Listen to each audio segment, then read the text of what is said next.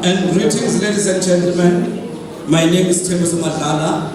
I'll be the program director, also co-hosting the event with my colleagues Rama Naidu and Brian Beku. They'll be assisting me with the program. Firstly, to acknowledge the political parties for showing such respect to us as the DDP and also as the coalition of KwaZulu-Natal civil society organizations, many of whom are here. We really wish to express a sincere word of gratitude to you for making time out of your very, very busy schedule to be able to come here. We are very much honored with your presence. I must also hasten to mention that we've started with the briefing. The program has started already. We've had a briefing with the political parties about the rules of engagement, especially explaining that this is not just an ordinary debate. This is a political dialogue, and my colleague Rama will explain that further to you, that difference and what makes these kind of dialogues that are organized by civil society unique and different from the ordinary political debate that are held or organized by other organizations elsewhere. So on that very interesting note, anticipatory note, we are beginning with our program. I'd like to invite our director, Dr. Rama Naidu, to give a word of welcoming and also share with us the purpose of this dialogue. Over to you, Rama. Let's give him a big round of applause, please. Thank you very much. Thank you, Stan, and good evening, everyone. Warm welcome to political parties, especially to all of you here today.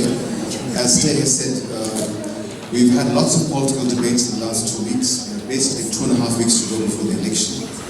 And there are many people who are still not sure of what to do with this election. It's such a critical space for us in this province, in this country.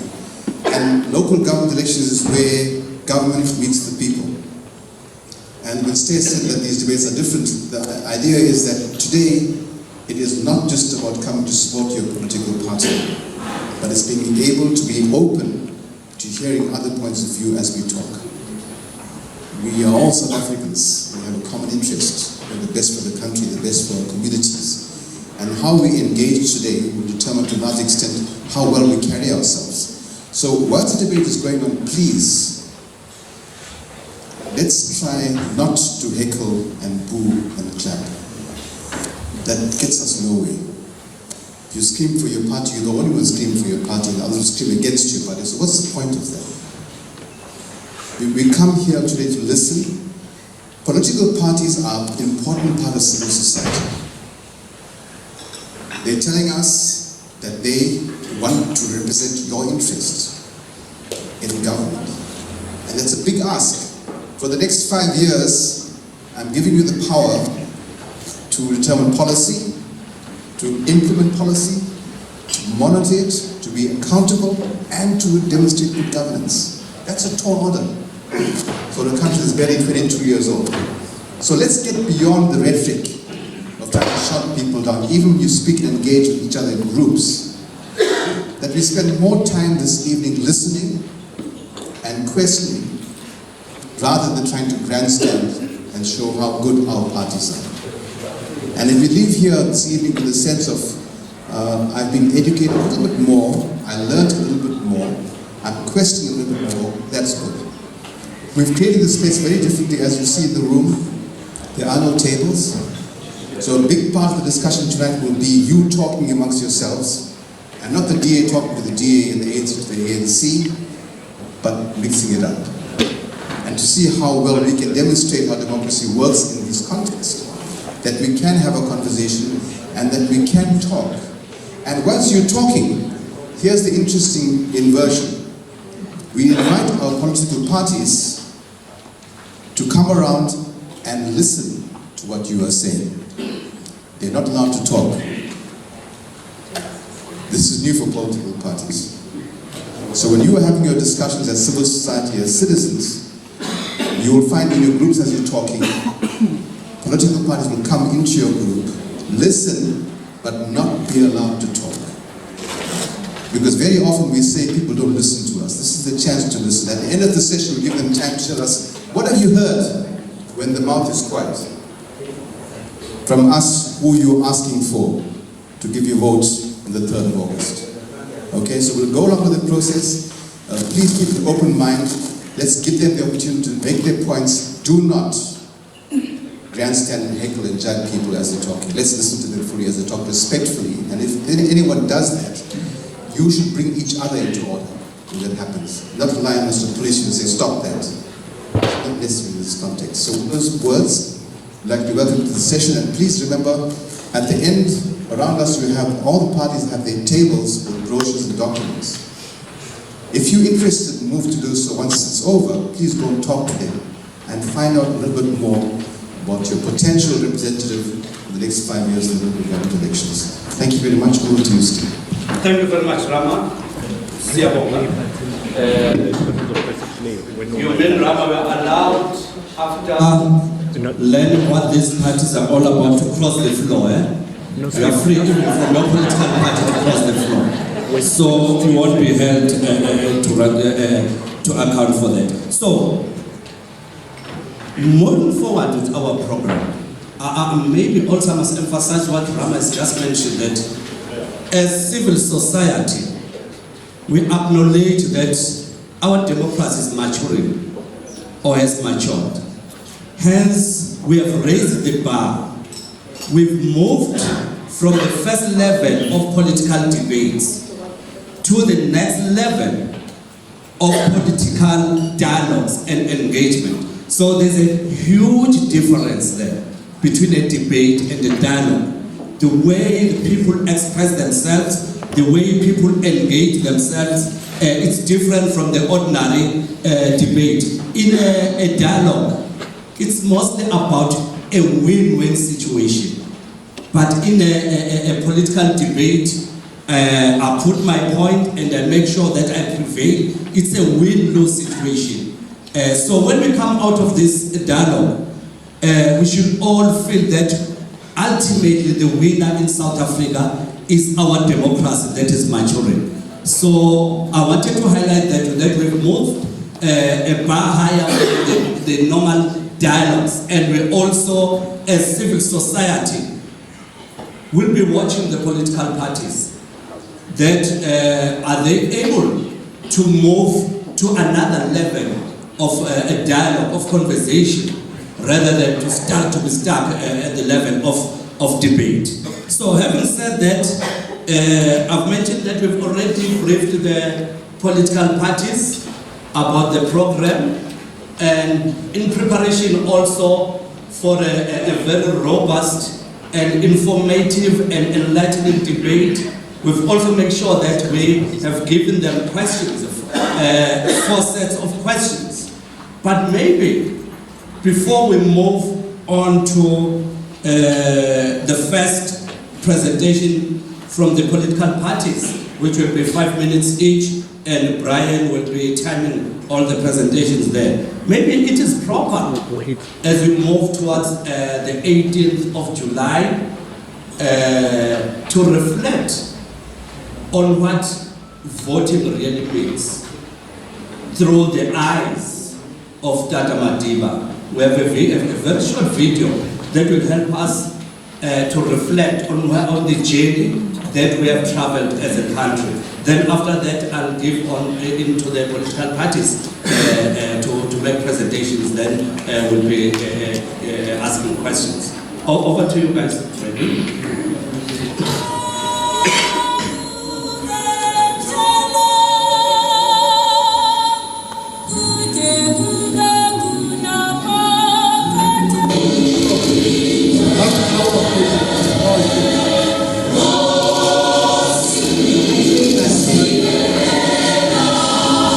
See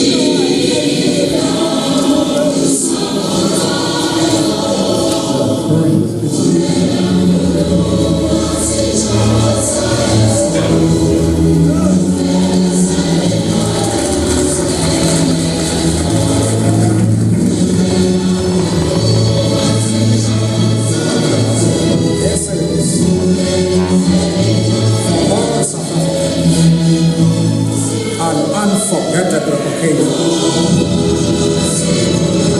It is the realization of hopes and dreams that we have cherished over this.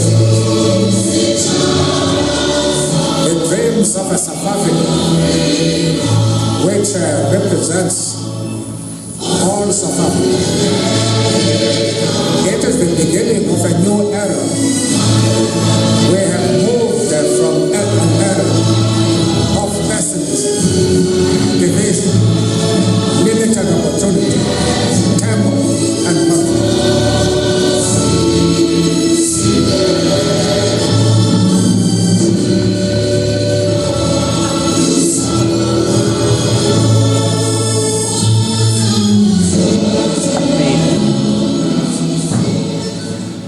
Thank you very much to the team for taking us down memory lane. It was then, it was their era, the era of Tata Madiba and others. This is your time, this is your era now. What do we have for this country today? Thank you very much. And moving on to the first question, you will all agree with me that currently the political parties and the voters in general are grappling with the issue of trust.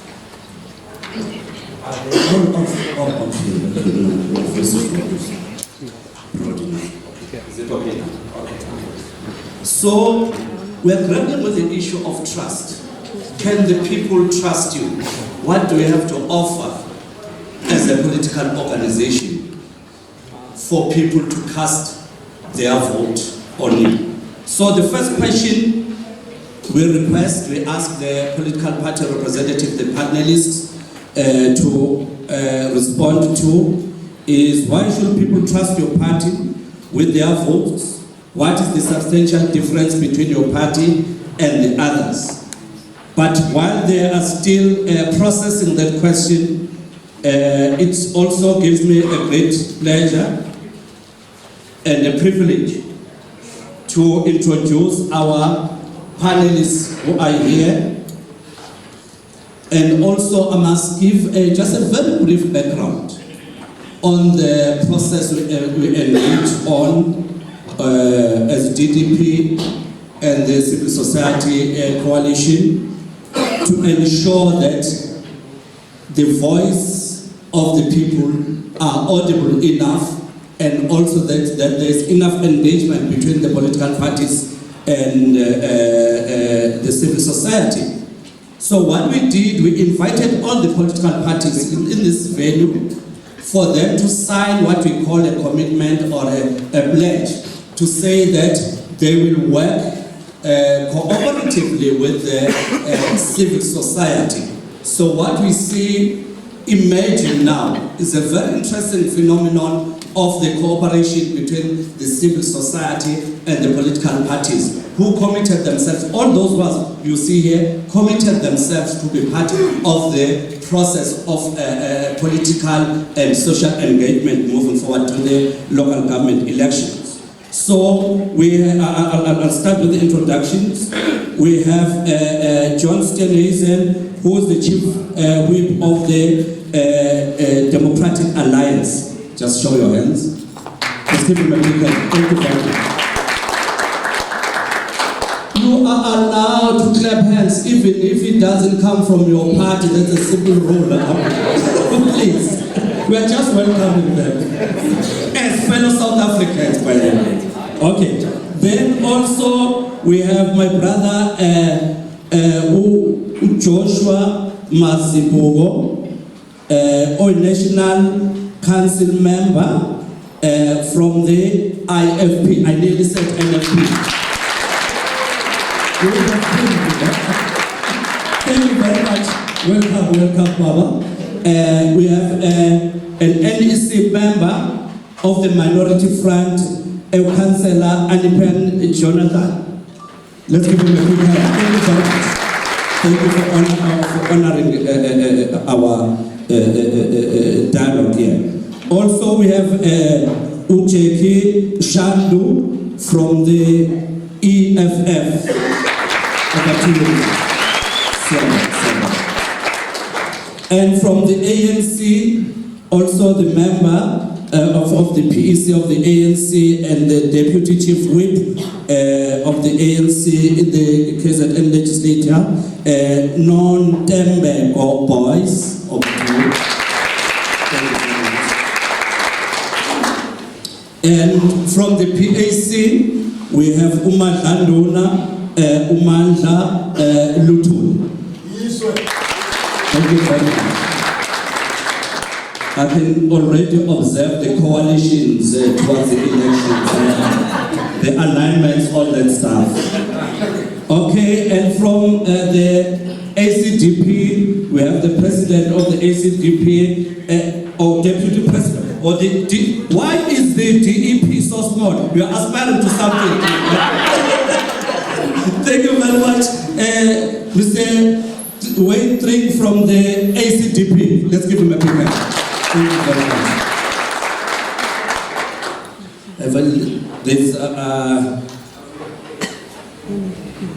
I didn't get the others because they joined us late from at the briefing.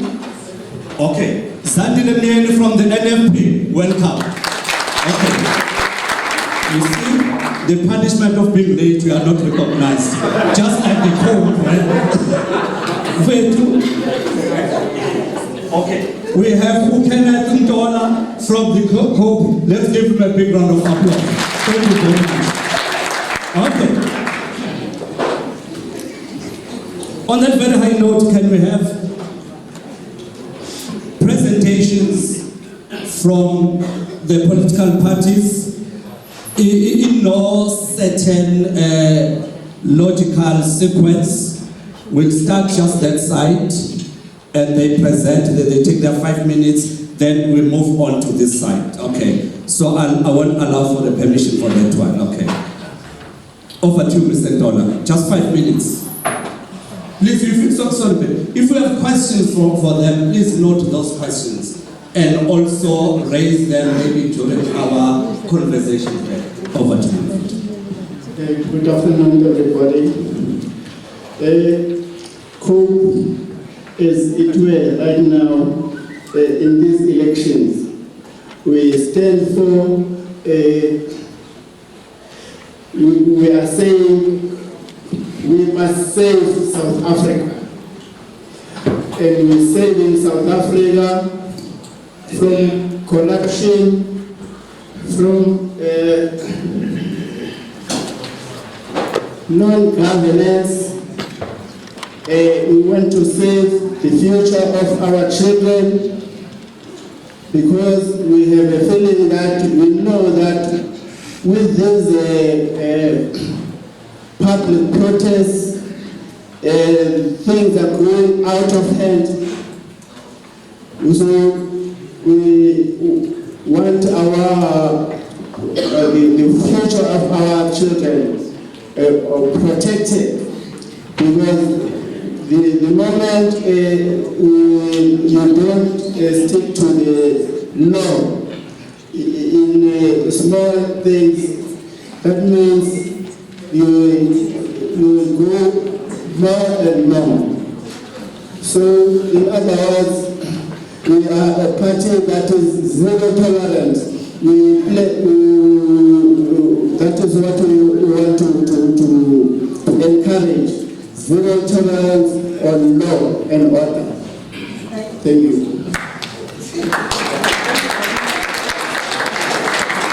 Thank you very much to COPE within their time allocation. We really appreciate that. Also, I must hasten to mention that if your party is not cooperative in terms of listening and allowing others to talk, we have a prerogative of taking time from your presenter panelist. Because I've observed that while another party member or a panelist was presenting, others were causing some noise there. Please, let's respect each other. Thank you very much. Over to you, Madam. Izwelethu Africa. I'm saying that deliberately. Greetings to all of you, ladies and gentlemen. Greetings to DDP staff and Dr. Rahman. Thanks for the opportunity to be here, to actually thresh out that which was lost long time ago. This is the Pan-Africanist Congress of Tanzania. In 1982, Bassie Heads, a renowned novelist, had this to say: most black South Africans suffer a very broken sense of history. And Solga Plaki, in his book Native Life of South Africa, lamented that awakening on Friday morning, June 20, 1913, the South African native found himself not a slave, but a pariah in the land of his birth. So it is under these two questions that the PHC will contextualize the 2016 local government election. Then the question that will arise: has this position of being a slave changed? Or has the broken history of the African people fixed? So these are two questions that we need to grapple with as African people. The PAC presents a typical word to you as voters. We are saying as PAC, we acknowledge that the members in the community in a specific ward are not homogeneous. They differ in terms of age, sex, and so forth. And in terms of skills, economic employment, and all of that. We acknowledge that. Therefore, developmental needs in the specific wards must differ, but at the same time must be the same, because we are addressing specific community. So now we ask ourselves as PAC as to what type of a councillor, what type of a person are we presenting to the community? We are saying, one, we are giving you a councillor which will be accountable to you as people in the ward. And we understand that in a nutshell, a PAC, as PAC we are saying, a councillor, and all of our cadres know that, a councillor is a servant. Hence we have a motto of self-sacrifice. He's a servant of the people. He does the job. Above all, he's a teacher. A councillor must be a teacher. He must demonstrate the job in his word. Above that also, he's a manager. He must drive others to do job. That's the councillor that we are giving you as PAC. And he's a leader as well. He leads others to do a better job in a ward. So now, that will make our wards to be very constructive if we have these individuals that are populated in the PAC. This is why we are saying give this PAC a chance, so that you have, we don't have a situation whereby people will ban infrastructure because there are no leaders, there are no teachers in the community. They are led by, okay, ... The PAC believes that people are not influenced by the way you do things. No, but by what you are. Therefore, the PAC gives you councillors that are disciplined, incorruptible individuals. They said the bell will ring. It did around even twice. They said it will ring two times when. Twice. Okay. Yeah. Okay. So to understand. It's a sabotage. Can you give him another 30 seconds, please? It's a sabotage. So now, the most important thing, because of time frame, I know that you want to listen to us because we have to educate you. The most important thing is the land question. I have to say it. It's the land question. Yes. How? There's a lot of things that I've written here. But this one thing. We are made as Africans, we are made to deny the injustices of the past. And we are made to deny what we hear and what we see through our eyes. We are made to deny our history. Hence, first head is saying there is a broken history. I will come to this question. The real sabotage now, Madam. Thank you very much. Thank you very much. Over to you, Mr. Masibo. Thank you, Program Director, Dr. Rama, and the leadership of the DDP, my fellow panelists, and the audience, leadership, and members from different political parties. Why should people trust us with their votes? It's because we are a party steeped in Ubuntu. Since our founding, we have this value instilled in us which says, if you are a leader, you are a servant of the people, not a boss. Which says to us, the public purse is not for your enrichment. So as the IFP, our history tells everyone who's interested in looking at us that since the time we led the erstwhile Muslim government, we are the only self-governing territory that returned money to the public purse in Pretoria, because we knew that that was public funds, not for our enrichment.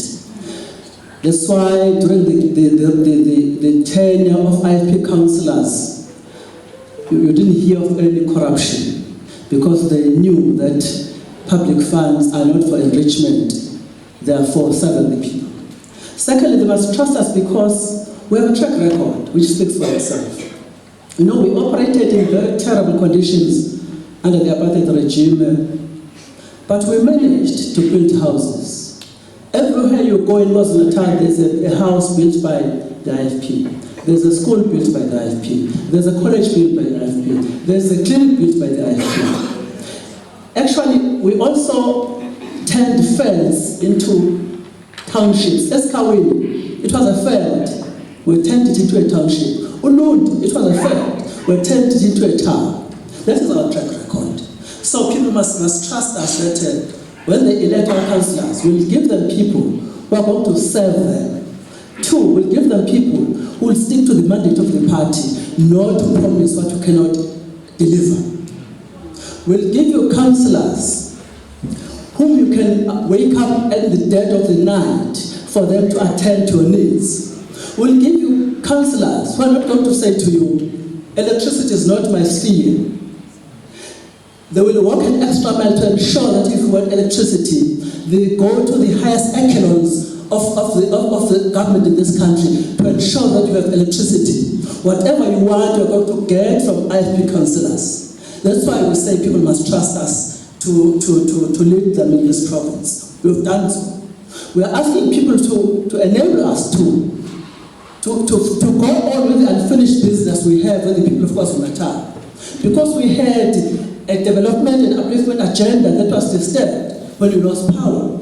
So the schools, the houses I'm talking about, we want to restart the program again. Give us this mandate to go on doing what we do best, that is being champions of development for the people of KwaZulu-Natal. Thank you very much, Mr. Masibo, also for sticking to time. Thank you very much. Over to you, Mr. Steve Nielsen. Sanibonani, thank you very much for the opportunity. The people of eThekwini on the 3rd of August have a choice to make. We stand at a crossroads on that day.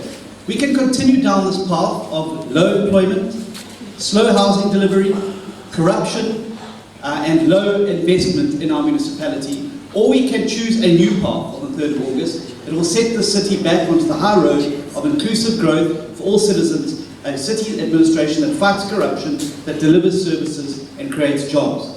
The truth of the matter is that in the last 5 years, life has got far too hard for far too many residents of the city. And the tragedy is that these are many self-inflicted wounds. These are poor policy decisions and choices that have been made by the administration that currently governs the city. It is a tragedy. We need change in eThekwini, and we need change now. We don't have the luxury of another 5 years of the current trajectory.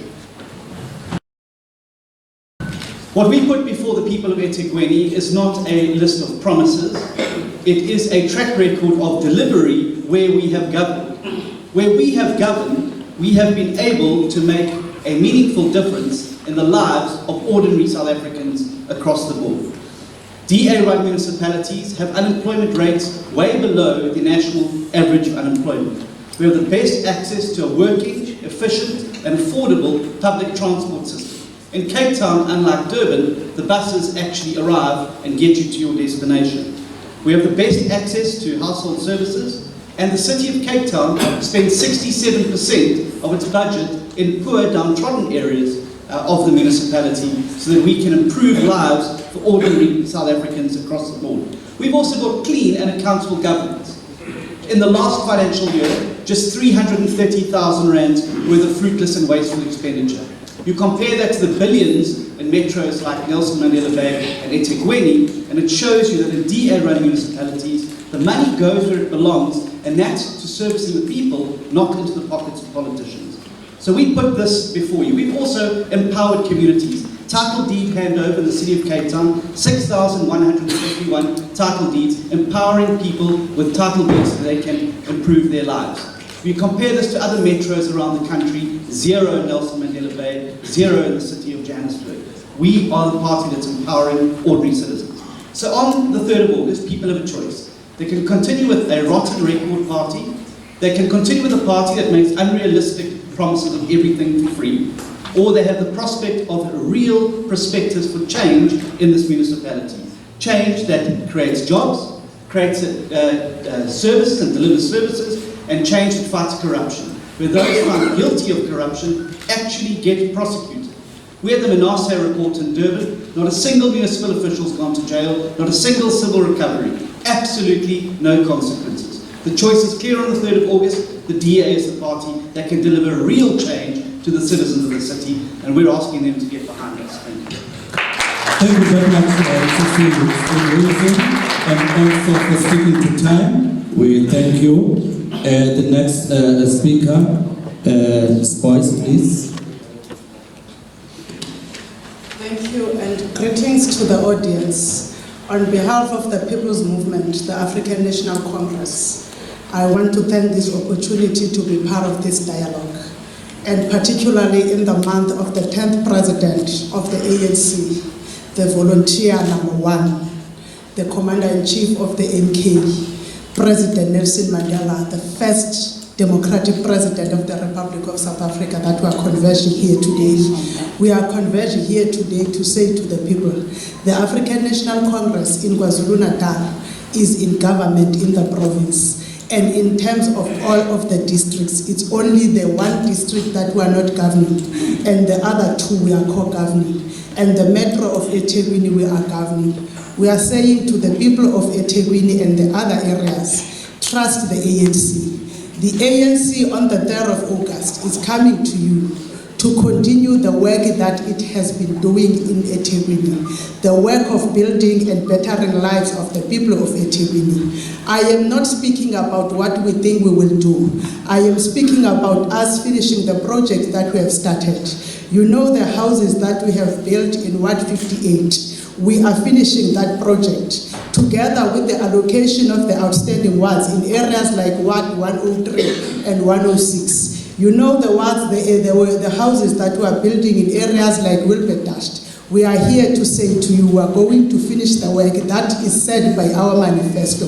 It's an opportunity for us to take forward the work that we have started in the past 5 years. But on top of that, the ANC has subjected itself to the people of South Africa, and particularly to the people of eThekwini.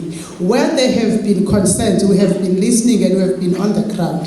The ANC still remains the only party that when it was time to select its own councillors, said that we are also going to take them to the communities so that the people check whether they have anything to say. In some areas, people that were not even belonging to the African National Congress had issues to raise. And in some of those areas, we have even changed people. We are bringing people in that we are saying they are going to continue the work that was laid down by our volunteer-in-chief, Comrade Nelson Mandela. We are going to be working in the mandate that was laid down for us in Port Elizabeth by our President Jacob Zuma, when we said the journey to transform the people of South Africa is not yet over. It's the ANC that is taking these people of South Africa together forward. We are changing lives. Of course, there has been areas where we have not managed to meet our targets. Hence, we want to finalize that.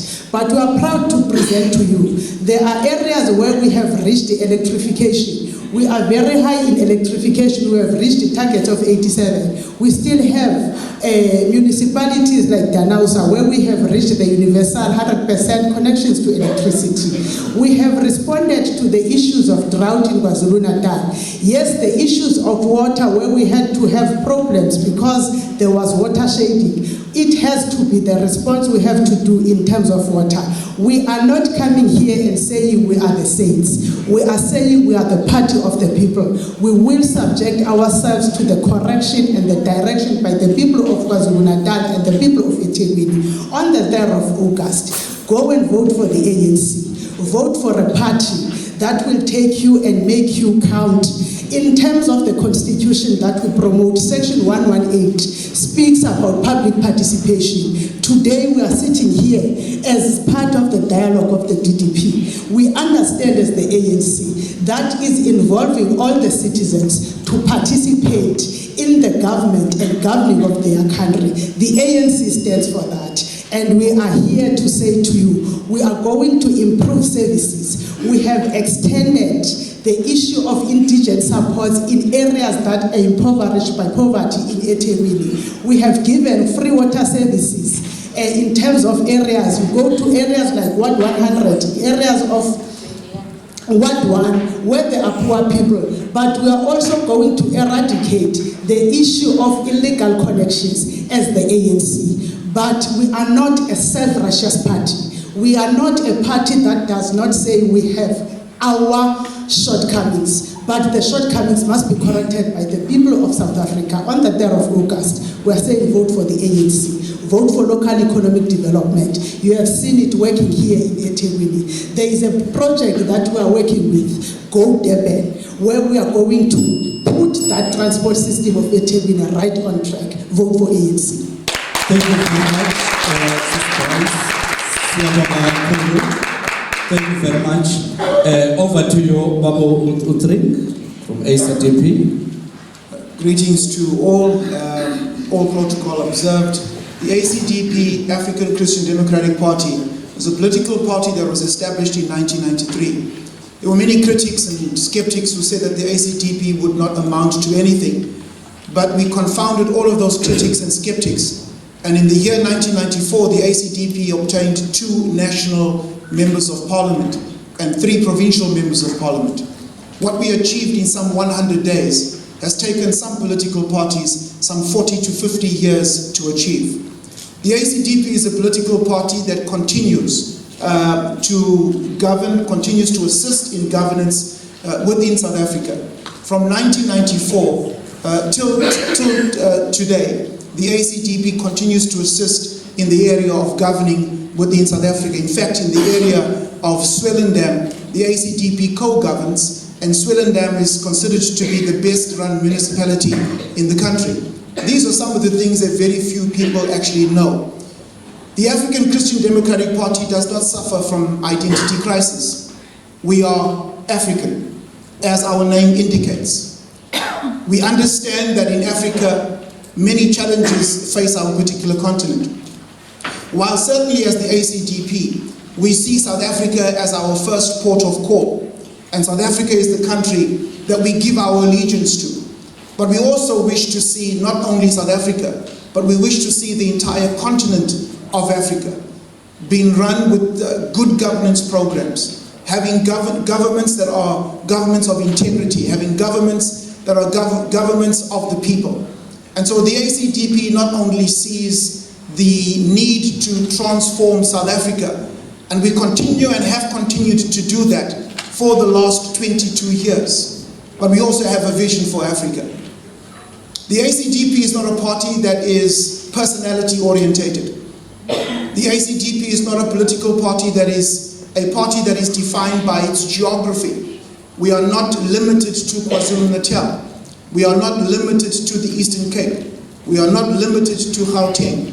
But the African Christian Democratic Party is one of the few political parties that has structures in every single province. In all 9 provinces, you will find structures of the ACDP. What is it that separates the ACDP from some of the other political parties? Well, one of the things certainly is that the ACDP is one of those parties that can certainly claim that we have no blood on our hands. I think some of the other things is that the ACDP has continued to show wherever the ACDP is presented, that we present ourselves with integrity, that we present ourselves as those who are trustworthy, that we present ourselves as those who offer clean governance.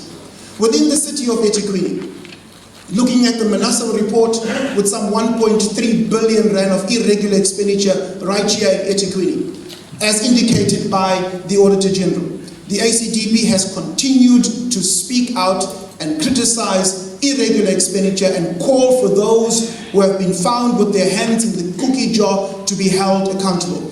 And there is not a single political party that can point at the ACDP as not having done that. We have also, in addition, in eThekwini, we have the water, challenges of water, where we lose currently some 40% of our water is lost even before it gets to its intended use. The African Christian Democratic Party, from the year 2000, when then water loss was around about, probably in the region of about 17% or so. The ACDP criticized the loss of water, which currently costs the city over R500 million. When the bus service of eThekwini was handed over to Ramont Alton, it was the ACDP, as well as other political parties, that really criticized the transfer of a well-functioning, run bus system to cronies that apparently had links to the ruling party.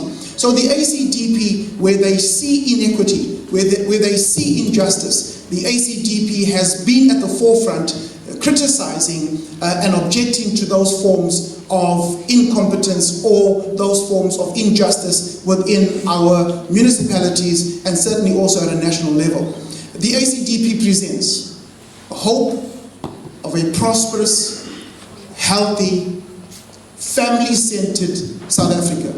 And so if there be anyone here who has any doubt, your vote for the ACDP will not be a wasted vote. Let's stand together and make a difference in our nation and vote ACDP. Thank you. Thank you very much, Mr. Green from ACDP. We're moving on to Mr. Jackie Shando from the EFF. Over to you, sir. Thank you very much. Must firstly say that as the EFF were put off that we come to an election debate and a video of Nelson Mandela is played because we are in this mess because of the compromises made by Nelson Mandela. We're in this mess that we're in as the most unequal society on the planet because Mandela said it's fine for whites to keep everything that they had acquired illegally through violence. Can you move on, Jacob? That is noted. Now I'm going to have a serious problem because I'm here to debate. I know the issues that I'm here to touch on. And I'm not, as the EFF, we are not told how to debate. In Parliament, we make the same argument all the time. If we understand the essence of democracy and freedom of expression, let us not try to come and channel and stifle debate. Like Bigo would say, I write what I like, we say, we speak, we say what we like. That's what democracy is. Now, the EFF characterizes itself as an anti-capitalist, anti-imperial, Marxist, Leninist, Fanonian formation, founded under these key 7 principles.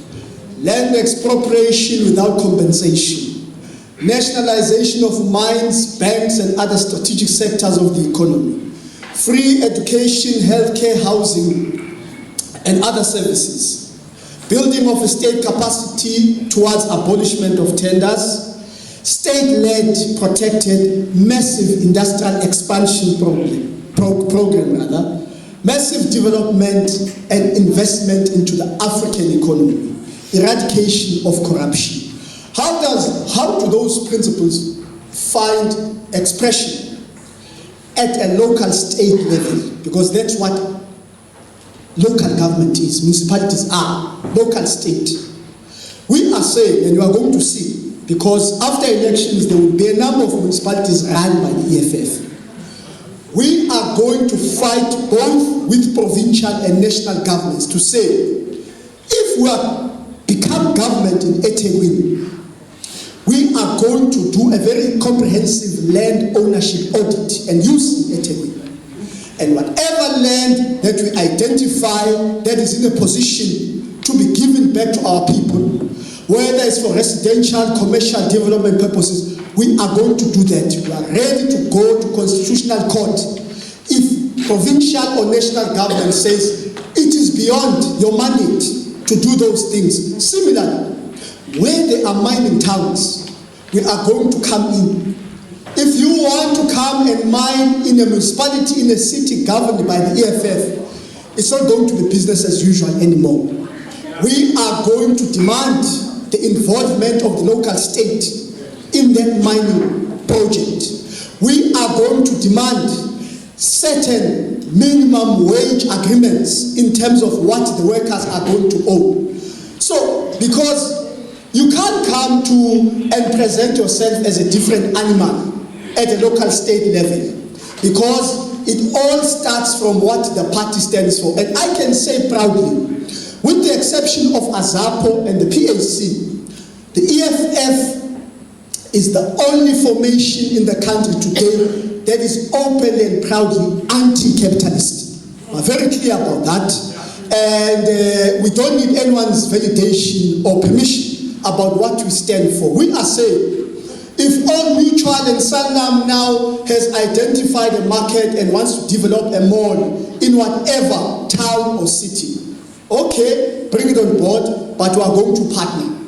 We are going to make sure that also the community in which this mall is situated is represented in terms of ownership. We are going to agree on how we are going to employ people and what you are going to pay them, because South African capitalism is very racist, it's very spoiled as well. What do we mean? How do we explain that non-men, those who partnered with the ANC to massacre our people in Marikana? How do we explain that they have operations in Australia? One company, a rock driller that works for non-men in Australia gets 84,000 rands a month. A rock driller who's black in South Africa and Marikana is paid hardly 4,000 rands a month. It is because capitalism is racist and undermines Africans. We exist in the main proudly and unapologetically for the African majority in particular and blacks in general. We exist, we take the spear from Bambata, from Sekuku, against the wars of dispossession. Indeed, Poko, the land question is key, because all these things we talk about, if you do not change property relations and address the historic land question, it is going to be very difficult. Thank you very much. Thank you very much. Thanks to the EFF. We are moving on to the minority front. Over to you. Thank you. Thank you, Mr. Mandela, the DDP, for this opportunity. The key focus areas for the minority front are managerial in nature, revolving around planning, control, implementation, and monitoring and evaluation. Local community strengths must be optimized to reduce challenges and negate weaknesses by providing fair and equal opportunities at the local government level, especially in this metro. As a government, our image has to be improved nationally and internationally. Moreover, closer to home, goodwill has to be established amongst all communities.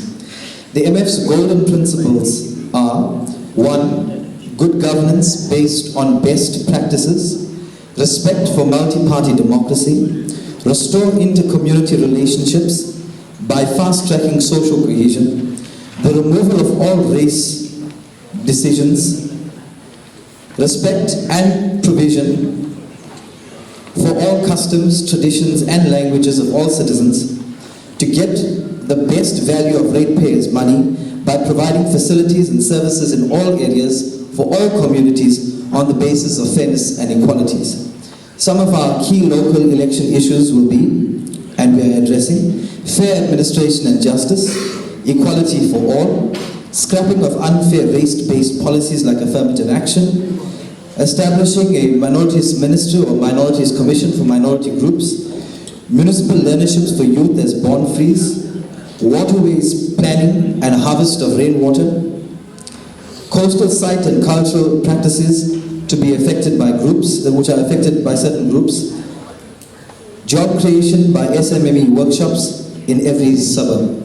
This will help towards NDP 2030. These key issues will be our focus issues with an aim to strengthen an active citizenry amongst local people so that protests become a thing of the past through political knowledge and empowerment. This will force anti-corruption and all anti-corruption agendas at all levels of government and promote service delivery with prudent budgeting and utilization of state funds. Thank you. Thank you very much. Let's give Jonathan a big hand. Thank you very much, Siabonga from the Minority Front.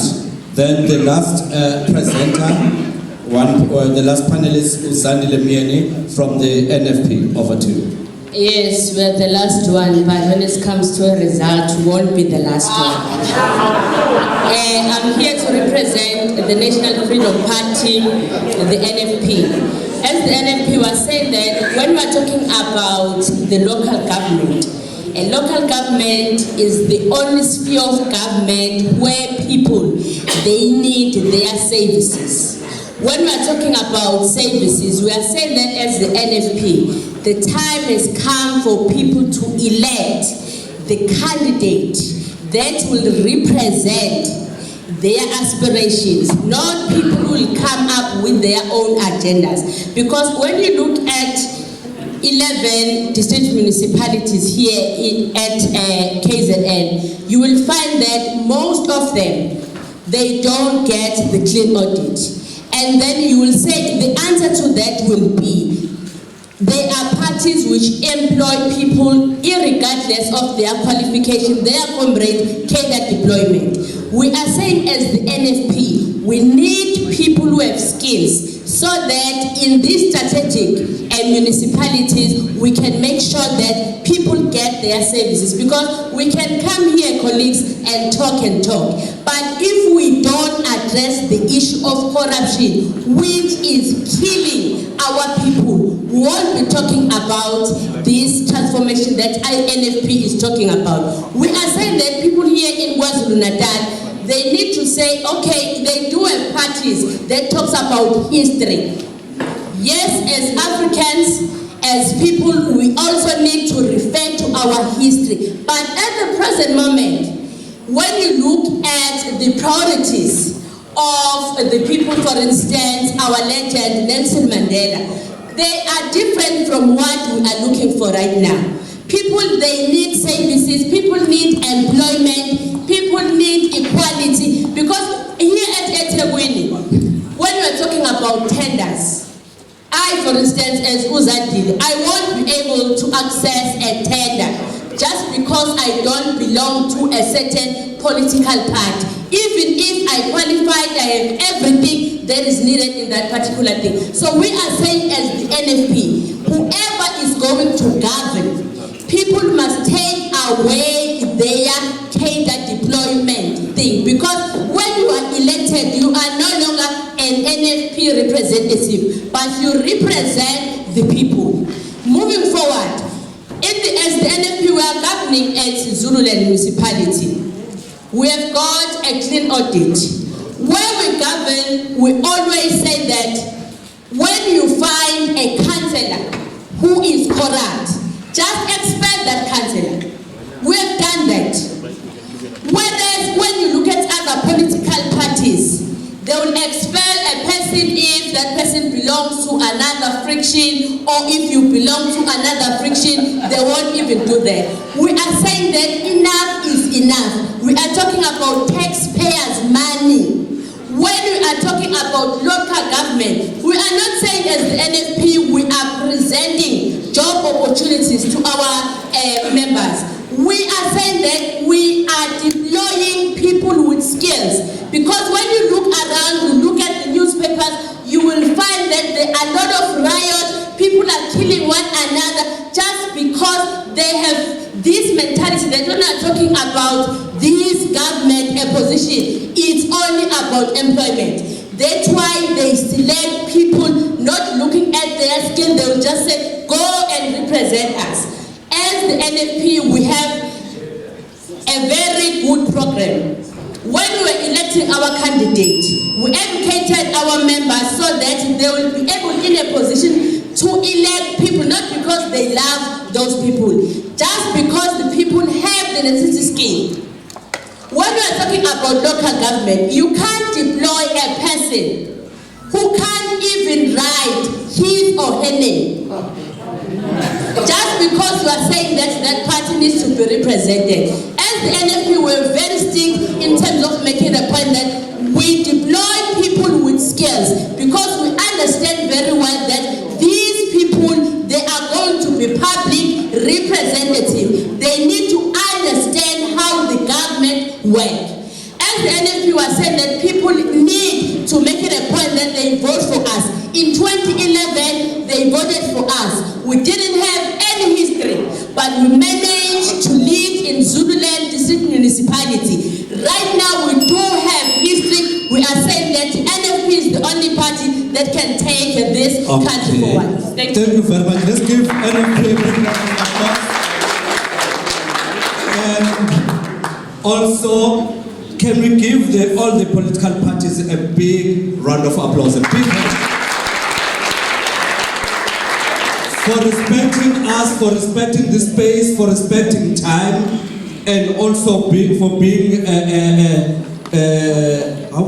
being frank and honest, and at the same time presenting making such insightful presentations. We really honor you for that.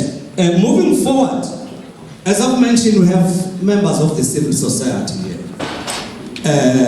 We sometimes conduct our ways in different manner. Our dialogues are conducted in different ways. Sometimes we also deal with the issues of feelings. So before I open up for questions of clarity, I'd like to have maybe 2 or 3 members of the civil society to ask questions. First of all, to share their feelings after listening to political parties. What struck you as a civil society member? Just members from the civil society organization. Yeah. Bob Dube, you're from a political party. You're out of order. Just 3. From, okay, can we note another one? And also, if we can have 1 or 2 from the media, just to share in this space, what is your feeling about the presentations, and then you can fire your questions. Please identify yourself and the organization you are representing. It must not be a political party. We mentioned at the beginning that we are sharing this space as civil society with the political society. Are we ready? Yes. Okay, we are. Thank you very much for the opportunity. The name is Adele Mabuna.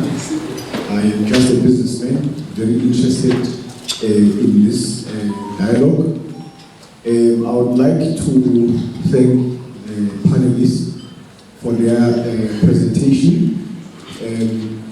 But my observation is that when you look at all these political parties sitting here, the only people I've heard talking about the real issue that is affecting us as Africans is your PAC and your EFF.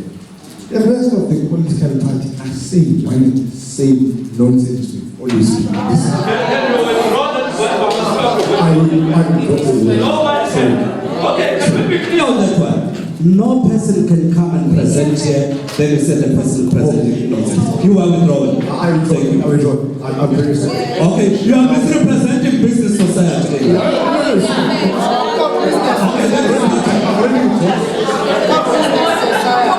can we have civil society? That is not a debate.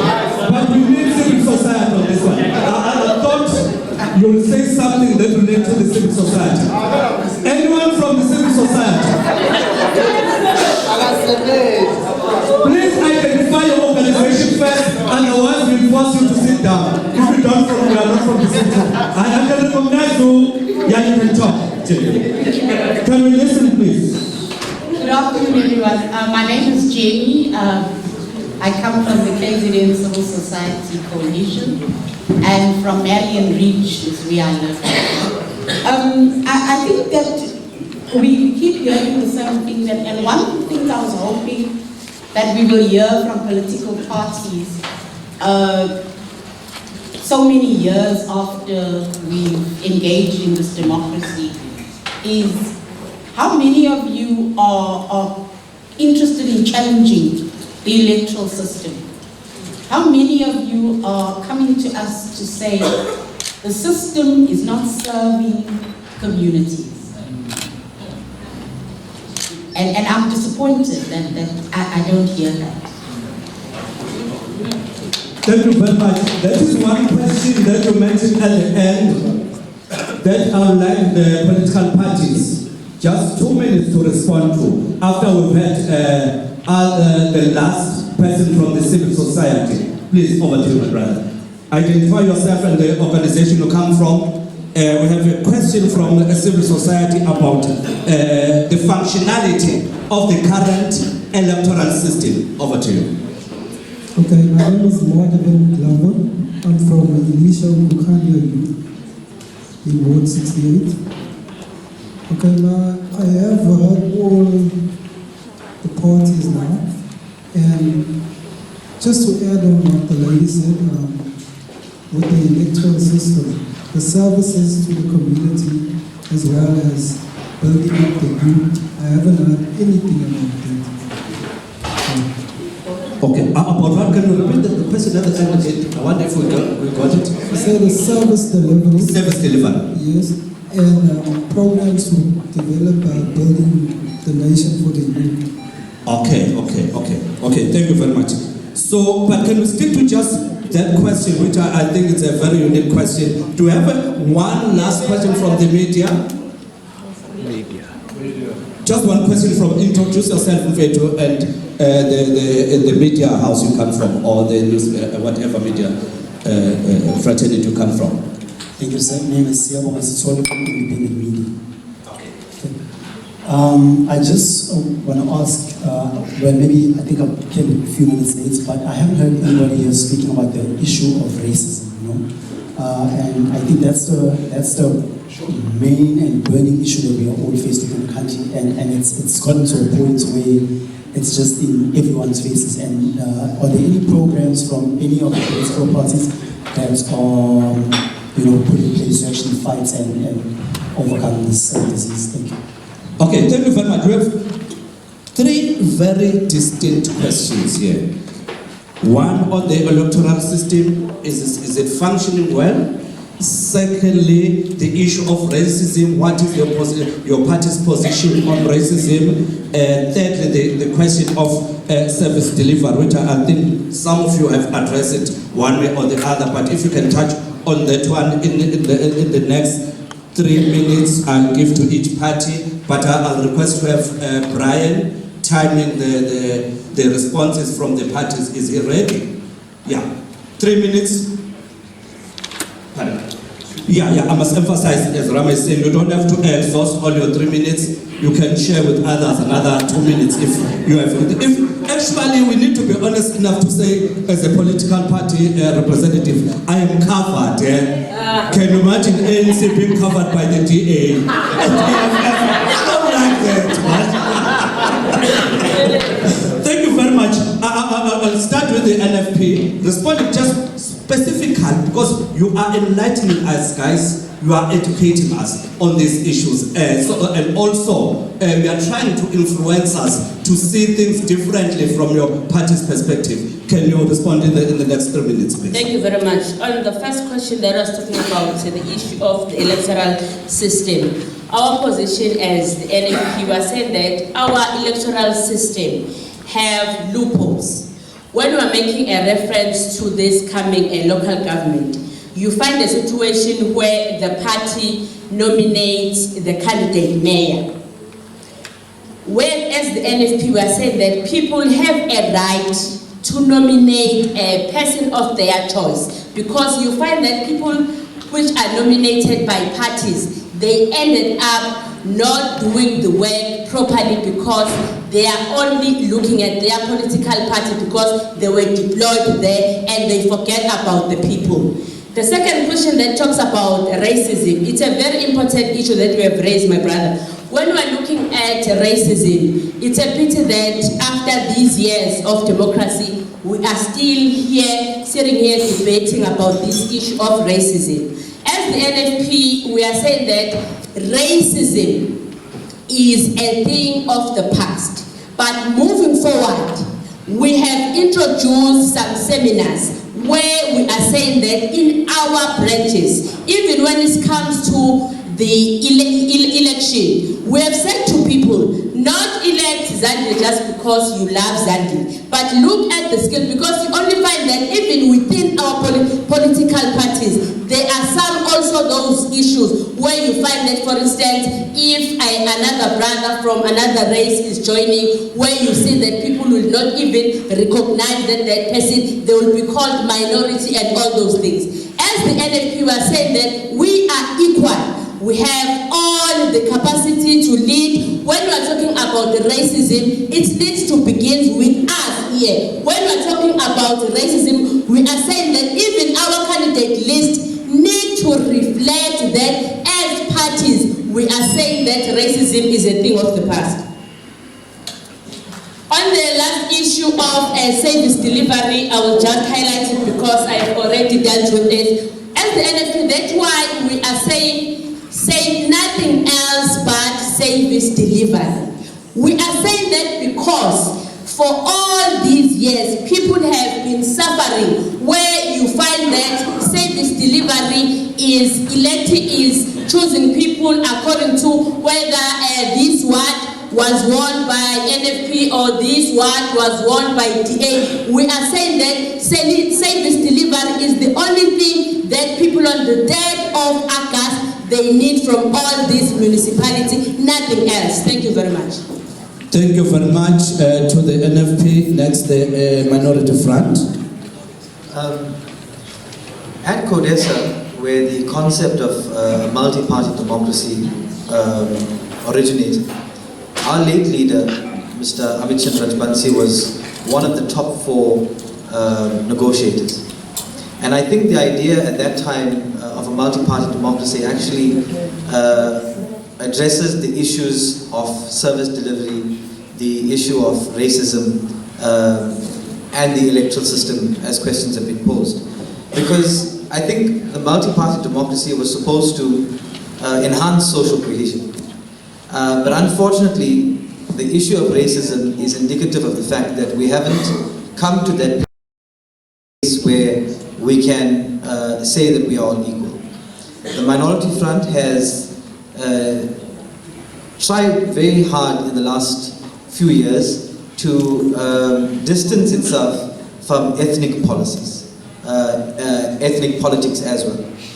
That's why what we have done in this election is we have taken a delegation of what used to be a Indian-originated party to an area in Ambambulu, where we have now deployed an African candidate. So that's some of the things that we're doing in terms of social cohesion. But in terms of racism, I think the MF was very vocal a few months ago when there were issues of racism that were raised by certain forums. We spoke with the former UN High Commissioner for Human Rights, Dr. Navi Pillay, and tried to get some advice from her as to how we should address these issues. So in terms of racism, I think we've been on the forefront of that. Service delivery, I think, also comes because of racist policies. And we are not getting the optimal effects of service delivery in areas which were previously Indian areas or previously certain race groups, race designated areas. And I think once we get those things sorted out, then we'll be able to speak directly to the issue of service delivery if we attack the issue of racism more strongly. Thank you very much, Jonathan. Mr. Jonathan, over to you, Mr. Shandu. Thanks, sir. No, look, you know, it's fine. I mean, critique is open for our electoral system. But I think that is just one of those issues that are not really pressing. It's a misdiagnosis of the South African problem, as it were, to say we are not a functional democracy because of the electoral system. No, I want to jump into the question of racism, because I think that's where we begin to also understand why we are where we are. Racism is about power. It's about power over those who control, to oppress, to exploit, to demonize those who are powerless. And in South Africa, it is the dispossessed Africans who are powerless, made powerless by white colonizers. And we have stayed in that setup. 94 was supposed to be a turning point. Someone speaks of CODESA. We know what happened at CODESA. So white people are going to continue to feel special. Yeah? They are special. They can violate black people to no consequences. Why? Because power resides with whiteness. What we as the EFF call white monopoly capital. The lifeblood of white racism is white supremacy, is whites commanding, controlling the commanding heights of the economy. If you look at Stats SA, annual statistics, Economic Equality Commission, white households earning 6 times their African counterparts, totally unacceptable. And if you don't change those inequalities, those power relations, white people will continue to just piss on our heads like we would have at UFS. The new generation, what is supposed to be called born freeze, humiliating old African women who are workers, who are supposed to be their mothers or even grandmothers, making them drink urine and all those things. Penny Sparrow says we are monkeys. The Sodwana Lodge owner says, yeah, we are inferior. Why? As long as whites retain everything they got through violence. And we reject this meritocracy that the DA and others want to apply now. No, we work hard, nonsense. You came, you saw. That word. Withdraw. Can I not be eating? Thank you, withdraw. Thank you, let's not get excited. The reality is, yes, in conclusion, the reality is, if we want to create a new dawn in South Africa, we have to then deal with 2 key questions. The land question and the nation. You can't talk about social cohesion when you are still unequal. When employers are white and employees are black.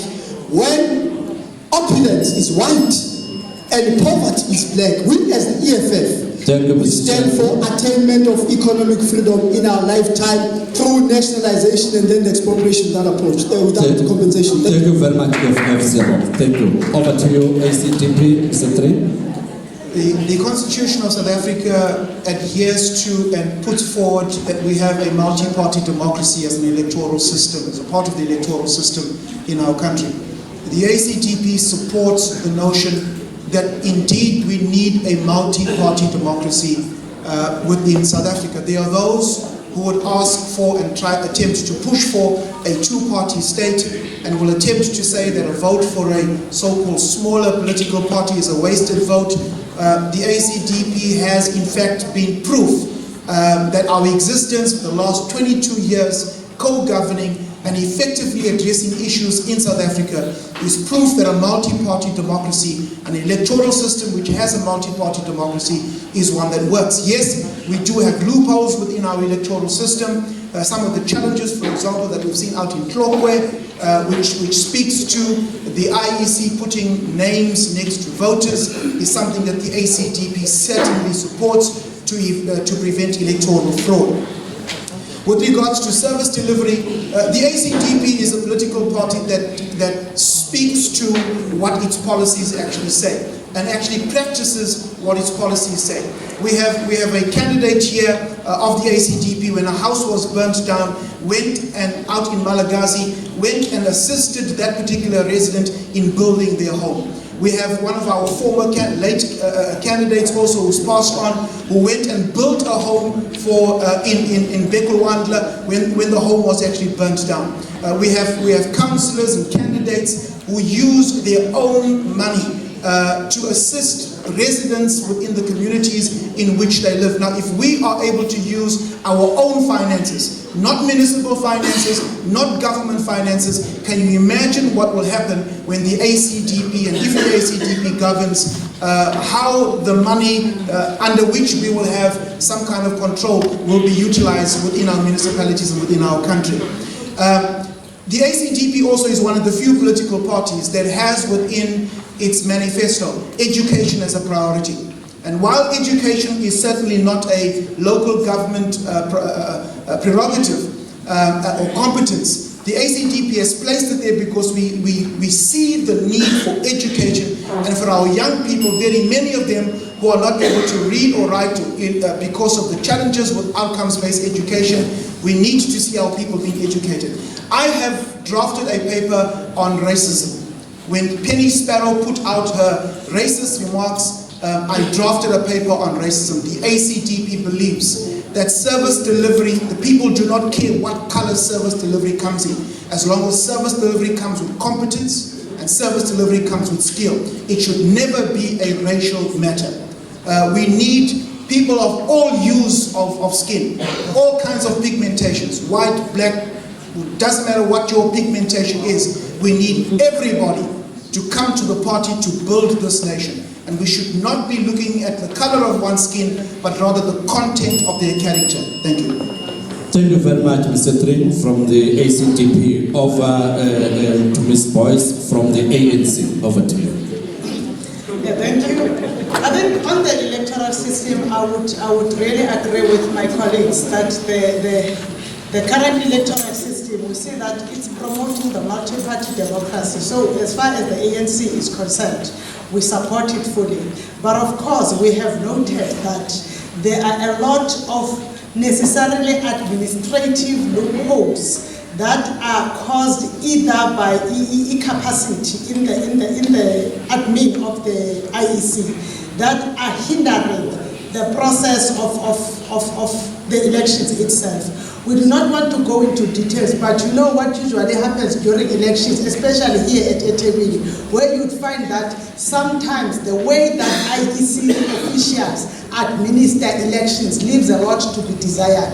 You would remember that in the 2014 elections, we were faced with unprecedented shortage of ballots and also unworking zip-zaps here in eThekwini. That is also a part of poor administration in the IEC itself. But of course, we are saying there are areas that need to be improved. And the NGC of the ANC has agreed that when the African National Congress is going to its policy conference next year, we must look closely into how we can make the IEC more effective.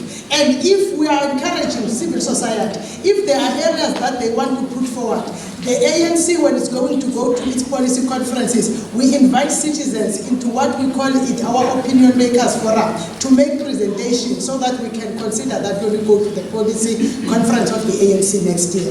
Coming to the issues of service delivery, we did speak to them. We said we are going to finish off and take forward what we have started already in the past years. We spoke about finishing the projects of houses that we have not finished. We are speaking about the houses in Wilberdash. We are speaking about the projects that are found in ones like Ward 106 and 158. those who want to do. But on racism, ANC is still the only party that has a vision, which is a national democratic society, the society that is non-racial. We want to say, as far as the ANC is concerned, we have learned at the beginning of this year that racism knows no color in South Africa. There has been racism that has come from white South Africans, from Indian South Africans, from colored South Africans, and also racism that has come from African South Africans that was based towards white South Africans. We are saying that racism is used to protect privilege, and the ANC will fight those who use the pigmentation of their skin when they want to protect the privileges that they have, or those who want to ascend to higher offices on the basis of using their skin pigmentation. The ANC stand opposed to that. But of course, we will continue to have our programs. Social cohesion is amongst them. Thank you very much to Ms. Boyce from the African National Congress. Thank you very much. Over to Mr. Steenhuisen from the Democratic Alliance. Thank you very much, Jenny, for your question. I think it's been horribly misunderstood this afternoon. I don't think you were talking about the IEC or multi-partyism. We will accept that. I think you were going to the heart of the fundamental disconnect that exists in South Africa between elected public representatives and the people on the ground. Now, this is obviously a far bigger problem at a national and provincial sphere, where the parties are far too powerful. They decide who the candidates are, and it's whoever wins favour of the party bosses and where they end up on the list, rather than people on the ground that are elected.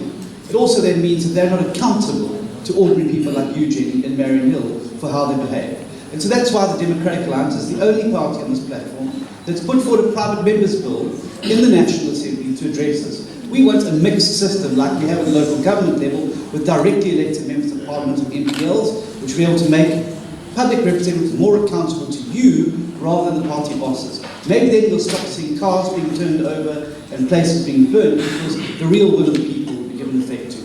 We want to give effect to the findings of the Fund Sale Commission, which spoke very clearly about that fundamental disconnect, and to which I think you've addressed yourself very eloquently today.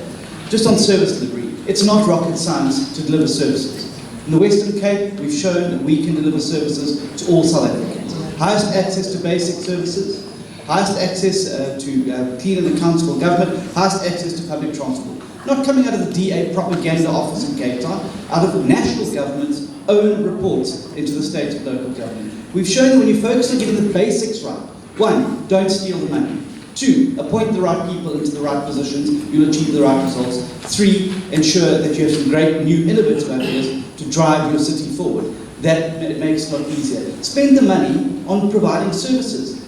Not bringing Nicki Minaj here and sending councillors on cruises there. Spend it on the services, spend it on the people. Okay, let us not engage on the clapping of hands because it's going to cause a disruption. Let us acknowledge that, but let's allow them to talk and finish, all the panelists to finish, in as much as we understand that we're supporting our leaders over here. Racism, sadly, is not a thing of the past. It's something that lives with us today, and even in the most advanced societies, places like the United States, are still grappling with the issues of race. We see it on the television on a daily basis. It is something that will always be with us, and we must confront it and stigmatize it wherever we find it. There is still deep structural inequality that exists in South Africa, and every single political party needs to address it. But we mustn't be selective. We've got to fight racism in all its forms. We can't be selective about which racism we stand up and make a noise about. So when DA MPs are told that because they're Indian, they're part of Boko Haram and must go back to Durban and eat samosas, that's racism. When MPs stand up and say that buildings must be burnt and it doesn't matter if they're white people in them, that's racism. If we're going to tackle the scourge of racism in this country, we all need to stand up and stigmatize it across all its forms. And that's how we're going to rid it out of our society. Thank you very much, Mr. Steenhuisen. You can clap hands after they're finished. But after they've finished. Over to you, Mama Sebo from the IFP. Thank you. Let us stay. Those who used to follow our politics prior to 1994, we know that we proudly proclaimed that we believe in one man, one vote, and a Westminster model. But we went on to say that we're prepared to look at other measures, alternatives, as temporary measures towards our desired goal, which is the Westminster model. We've never reneged on that one. But when we went into CODESA, as we are pragmatists, we went into CODESA against the background of the climate in the country at the time. Hence, we were able to support a system which includes proportional representation that we have right now. We said we support it as a temporary measure because there were issues we needed to deal with in the country at the time. I doubt if the DA's position is original, because when our president was Minister of Home Affairs, he instituted a commission that was led by Dr. Slapet to look into our electoral system. It came up with exactly the same recommendations and issues he's talking about. That commission came out with a recommendation of a mixed system. Hence I say it is not original. So, but we are saying yes, there are problems with the proportional representation system. In that, as he says, parties have become powerful, and representatives tend to be more loyal to the party than to their constituencies. But are other systems perfect? That's the issue. No, there's no human-made system that is perfect. What we need to strive for in South Africa is that parties must know that their representatives are servants of the people. Once a member of parliament has been elected, she is no longer a party representative. He represents the constituency, the people of South Africa. Yes, we need to have some improvements. Oh. Is my 5 minutes on? Oh. Okay. On racism, before I come to service delivery. You know, racism dates as far back as when the first white person set his feet on these shores. Yes. From that time, because they saw subhumans in us. They came to plunder, to loot, to confiscate through the barrel of the gun. The wars of liberation in this country were about that fact and about restoring our dignity as Africans. Now, this was taught in schools, behind pulpits, it became second nature. Now, what is the FP's position? It's unfortunate that some of our communication does not reach the pages of newspapers and other electronic media. Our position is, our laws must be strict. There must be penalties for any form of racism. That's one. But two, we need to conduct a very intensive revolution to rescue the minds of our people from the dangers of racism that still imprisons them. Thank you. Thank you, Mr. Masiboka. Thank you. Mr. Lentuli from the PAC. Our people do not eat electoral system. The electoral system does not employ our people. Poverty, neither poverty does budge in electoral system. What am I saying here? I just want to jump to racism. If you play a guitar and you are proficient in the guitar playing, you are called a guitarist. If you love your race and you are proficient in loving your race, you are a racist. So there's nothing wrong with Africans loving Africans. What am I saying here about racism? If you do not understand white supremacy, you will have a problem with racism. Those who are racist in nature are those who are controlling the institutions, those who are controlling their economic power. They have everything. And that knowledge and that hegemony, they control the hegemony, so to say. That hegemony is perpetuated through their media, is perpetuated through their businesses.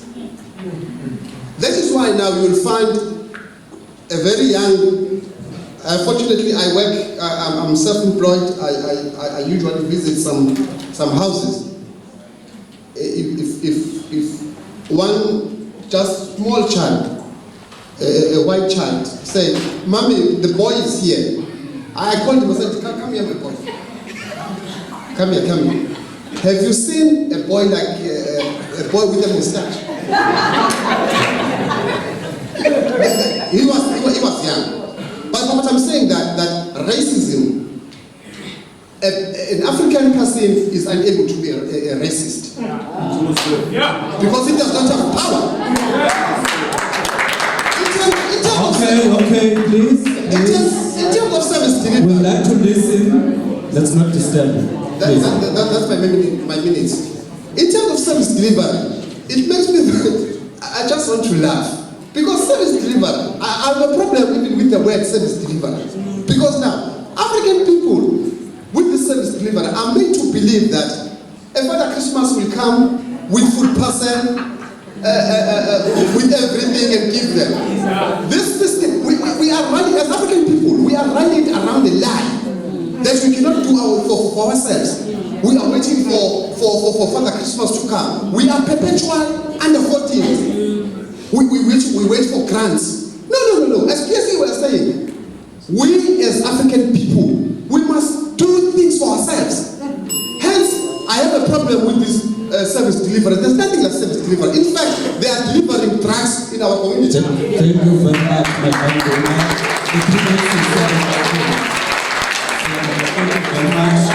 Over to you, Mr. Dollar from the COPE. I'd like to start with Jenny's question on the political or electoral system. COPE has always advocated a reform of the electoral system that we want. In COPE, we have an ideal where the people choose their own mayors.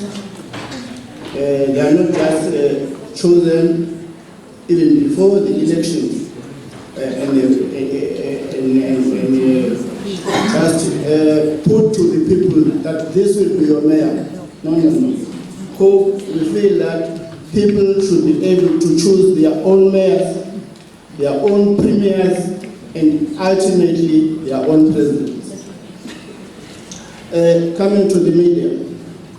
By the way, Jenny, the reason that you never hear this idea of COPE is because of the media that I'm coming into.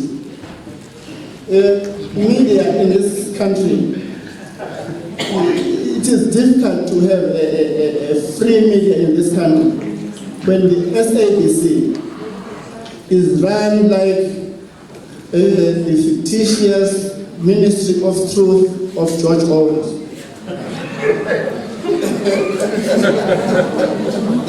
There are some parties here that are never covered by the SABC unless there are some negative stories to tell. COPE has been a victim of that for quite a long time. Right now, the SABC, we are told, they want to decide what we can see or not see on TV. What kind of media are we paying? That is the media that is being paid by ourselves because it is a public broadcaster. But now they want to tell us what we can see and what we cannot see. Okay, let's use the racism. COPE is inherently against racism. We feel that the state is not doing enough to address this. That is why we feel that even the BEE policy has an element of racism, where individuals with same skills and qualifications, the black one being wealthy and politically connected, the other one, white one, coming from an unwealthy background, the black one is the preferred. That is why COPE is advocating for a grassroots economic empowerment. For instance, not everybody can be taken to the college. Okay, this is the last one. Okay, done. Okay, thank you very much. Let's give them a big round of applause. Okay, I missed that one. Okay. Having listened to the political parties' presentations, I hope we are all learning something. And also the parties have advised me that whoever wishes to cross the floor, they've got the forms there. If we are convinced it's not wrong to be converted. But on a serious note, I must thank you for respecting time and also for enlightening us about your political parties, and also, more than anything, for showing that you've got greater interest for this country in your hearts. So we really appreciate that. So as I've mentioned that this is a dialogue. We kind of do it differently because we want people to engage. We are now going to the second session of the dialogue, where in groups we are going to converse and engage, and Rama will be facilitating that process, and also he'll give us the directives on what we need to do during the engagement. Over to you, Rama. Ladies and gentlemen, this is where we take the debate to you, and we want to do this quite differently. The idea is that if you're talking to those who already support your party, you're wasting your time, right? So if the ANC is talking to the ANC, why are you here? The notion is, are you willing to talk to others in the room? Because there are more members of civil society here than there are political parties. And they came here tonight because they haven't decided how they want to vote. There are big questions in their minds. And some of the issues we touched on right now, you could almost feel the silence in the room as we spoke about racism, as we spoke about capitalism, and all these words are deeply uncomfortable for us as we confront our reality. And local government is where you have a chance to meet the actual person that's going to govern. So here's a chance to see whether you can take it and use our skills as a democratic nation and really see whether we can engage in a conversation where we can listen to others' points of view, ask really good questions of the others so that we understand, and speak last. And if you have nothing to say, shut up. Sometimes we talk too much. And when we talk, we're not listening very well. So let's listen. This is our country. We all want this to work. And the person that you decide to vote on is a real person that you want to see to do your work. The way we're going to do this, so we're going to ask you in your party regalia, not sit together, but find people you don't know. And this room is very clear who is who here. So find someone most unlike yourself to have the conversation. White person, find a black person. Indian person, find a colored person. I don't know, whatever you want. Male, find female. Find people who are different, older, younger. Because that's where we have good, interesting discussions and dialogues. If you go and get together in a small group of people that you are like, you'll get nothing new from that session. So what you really talk about is, what have you heard from the panelists today?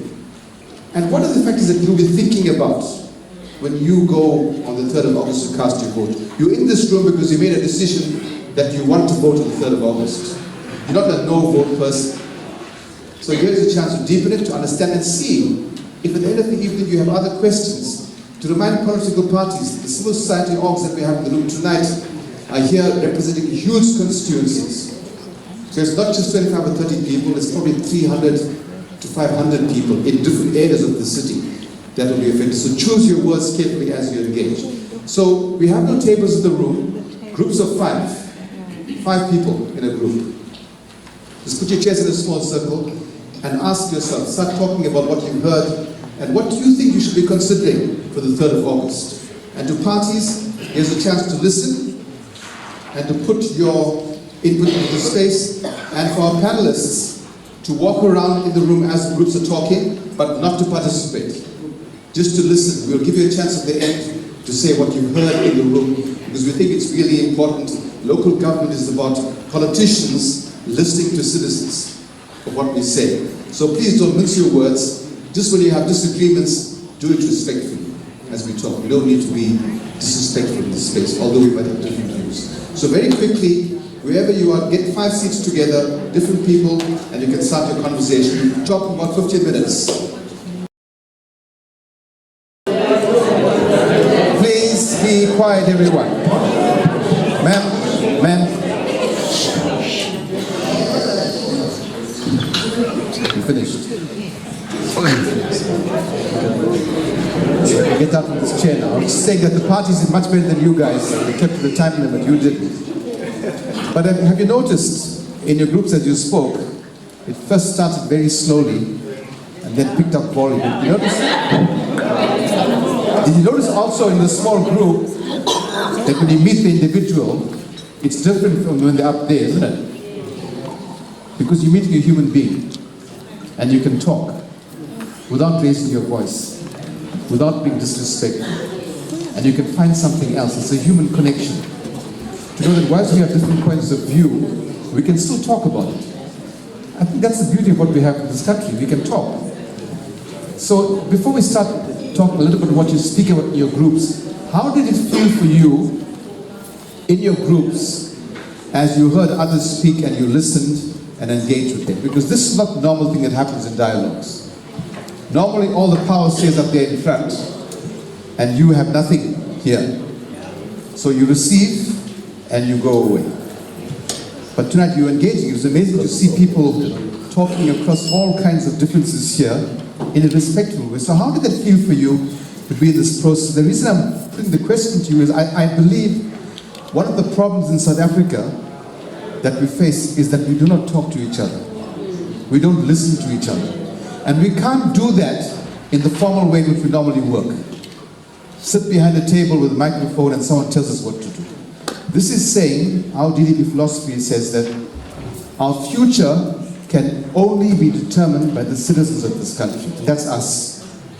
So as long as we're talking to each other, there's a possibility of creating a new story. But if we aren't even seeing each other, if we aren't even talking, then the country gets fueled by fear. Fear of the unknown, fear of being let down, fear of being poor, fear of being discriminated against. All these fears are out there. And the only way we can shift it is when I can talk to you and say, behind the ANC t-shirts is this wonderful woman. And we had a lovely conversation today. I still don't agree with you, but we talked today. And that's the difference. So how did it feel for you in your group as you talked today? Did anything feel different? We've got Max going around, so we'll come to you with the microphone. Just raise your hands. We don't long comment, it's just about the process, not about what you spoke, but how you spoke. Yes, sir. Now, for me personally, with this group, it was actually very just interesting that the first time meeting with these people, just to know them on a personal level. So that for me speaks volumes. That's the start. Thank you very much. Anyone else? Yes, sir. Okay, with my group here, we all different people, but we come to the conclusion that we all want the same thing. Can you stand up so we can see you, please? Sorry. With my group, we're all different people. We come from different walks of life, but we found that we all want the same thing. So if we can come together, I'm sure we can achieve it. That's so interesting, isn't it? We all here with all these parties, but we all want the same thing. Yes, sir. Thank you. In my group, I realized even the atmosphere in the house that if we can carry on engaging one another, we can enhance the democracy and the tolerance amongst each other. No one can be fearful of one another, and we can go together and move and help even the society at the grassroots level to take it further. So did you feel it in your group? Yes. You felt you listened to? Yes, everybody was given a chance. We applied our listening skills and giving one another. Thank you. Thank you. Yes. Thank you. It was quite interesting in my group. Something you mentioned, and it was quite shocking. that at some stage we can take a collective decision to make, our local government to be effective in as much as the needy people wants to see what is expected of the local government. Thank you very much. Yes, sir. Thank you. Thank you. My feeling here in our group is that democracy has come of age, and you can feel that. I think we are now moving forward in a sense that social cohesion is like it has been long overdue. Now that we are sitting here together, putting our minds together, we can have a common solution as civilized people of the country. Yeah. Thank you. What you've shown us here today is to engage on it's more a platform for multi-party democracy. Thank you. Any other last comments? Yes, sir. Also, we found in this group here, even though Bradley has got a very loud voice, and Sia wanted to defend certain issues that were raised, but what was very important was that when we said, okay, we heard you, and we heard you, they were able to say, okay, fine, let somebody else speak. So everybody was given a chance to say what they wanted to say, without one trying to shout the other one down, or without one trying to say, well, I'm coming from so-and-so party and I want to say more than somebody else. So I think that is very, very important, that everybody gets a chance to speak and we respect each other's opinions and views. Okay. Yes, ma'am. Last one, we can't hear quickly. Go to some content. Stand up, please. In our what we observed and what we liked, it's mixed. We've got even youth who built us today, who told us things that we didn't know, and we listened to youth. Because youth, most especially, is very vulnerable. People don't listen to youth, but in this group, we listened to youth, and they gave us very big, prosperous things. And I was the only civil society organization, but they also listened to me. Among political parties, they didn't overpower me as a civil society organization, which it was so much interesting. And we ended up wanting to work all of us jointly, regardless of which political party we come from or civil society organization. Thank you. So, you see, it doesn't take very much to get people talking. It's just how you structure the room.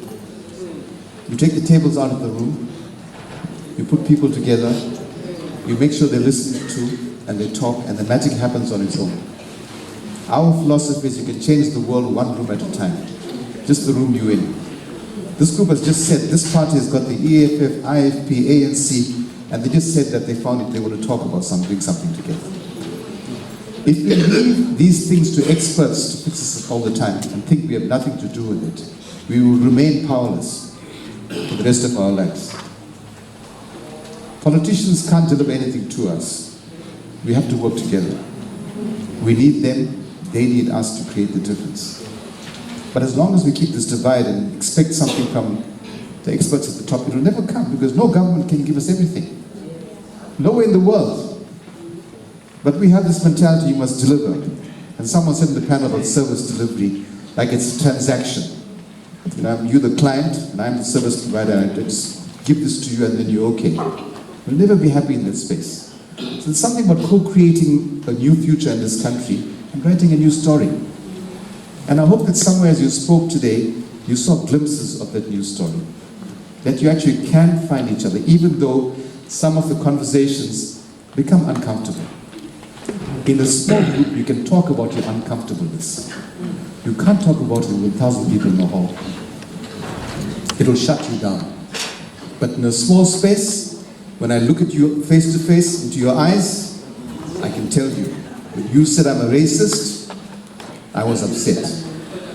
And because I'm confronting you directly, you can listen to what I'm saying and talk. I'm using you as an example because you're right in front of me. So there's a sense, if we can't voice those feelings and those things that we think we can't talk about, then you know what happens? They remain in the closed spaces. amongst our own. So when white people get together, they talk about white stuff. And African people talk about African stuff.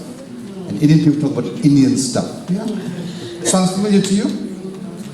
And we say until we get into spaces like these where we're actually willing to have the courage to go a little bit further and voice the fear. And you might find that as you voice the fear, it's not as big as you thought it was. Behind the rhetoric and the big words, there's simply people trying to tell you, listen, we have a system better than the others to show that we can rule. Your choice is how you want to shift it, how you want to use your vote in the day. So let's just listen to now something about, in your group, and I don't want a long political commentary, what struck you about the conversation in your group? Did something shift for you as you heard people talking? In respect of the local government elections that are coming on the 3rd of August, did something shift for you? Were you left with a question in your mind?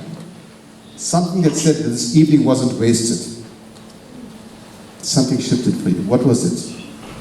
And this takes a bit of courage to say, yes, Peter.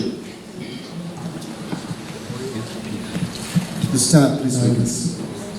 What struck me in this group, although I joined them a bit late, was that they were not talking politics, but they were talking political issues, which are issues that affect everyday life, if I can put it like that.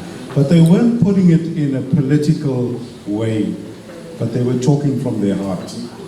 One person even said, you know, there's something my mother told me, and he quoted. And they were sharing how they feel more than what they think is right.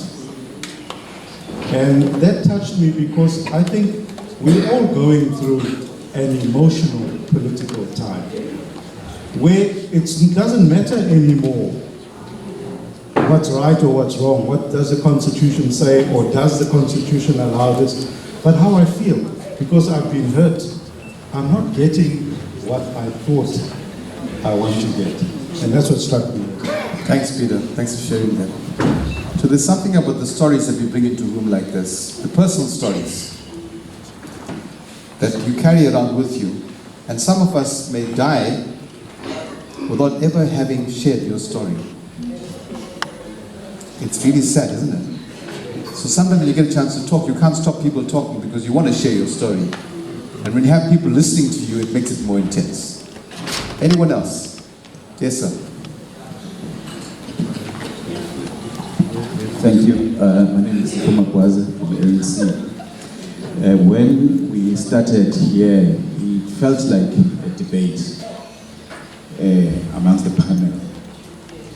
But then when we sat down as groups, particularly in this group, it felt like dialogue. Right? Dialogue differs from a debate. I'm sure you understand.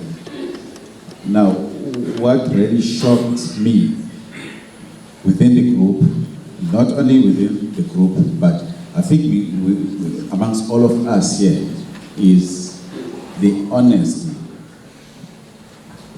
of what we say, the level, the atmosphere, because you know, reality prevails. You know, when we go back to the township, this young lady here did not talk to me like the way we are talking now. Now I'm talking honestly, because we are in the glass house here, we trade. What is most important for us is when we live here, we portray the very same attitude we portray here. But the honest fact is, it's not the same when we go back to the township. We throw stones stones and stones, but here we throw words to one another. It's very nice. But I want to say to all of us, let us not. My mathematics teacher said, you must not be what you think you are, but you must be what you are every day. Thank you. Thank you very much. We've got some words from a wise elder here. This is actually, it's not just what we talk about, it's how we talk to each other. But more importantly, is that it's not enough if you say you had a lovely evening tonight and you had a good conversation. Do you have the courage? Do you have the courage, every one of us in the room, to take this conversation outside in the same way? And the person that you did not speak to, say, I'd like to hear what your party says. I want to attend your branch meeting and see how you conduct a branch meeting. I want to inform myself. And just the reaching out changes something. So it's not enough for us to come here and talk and go away and wait for the next forum. If we can't do something about it in the spaces we're in. Not everyone can be here at this hotel. But in the circles that you're in the rooms that you're in, you can start to change the conversation. You can change your own power in those rooms as you start to talk to each other. And as I said, you can still be different. As far as we're concerned, as long as you're talking, it's great. I don't need to know what you're talking about.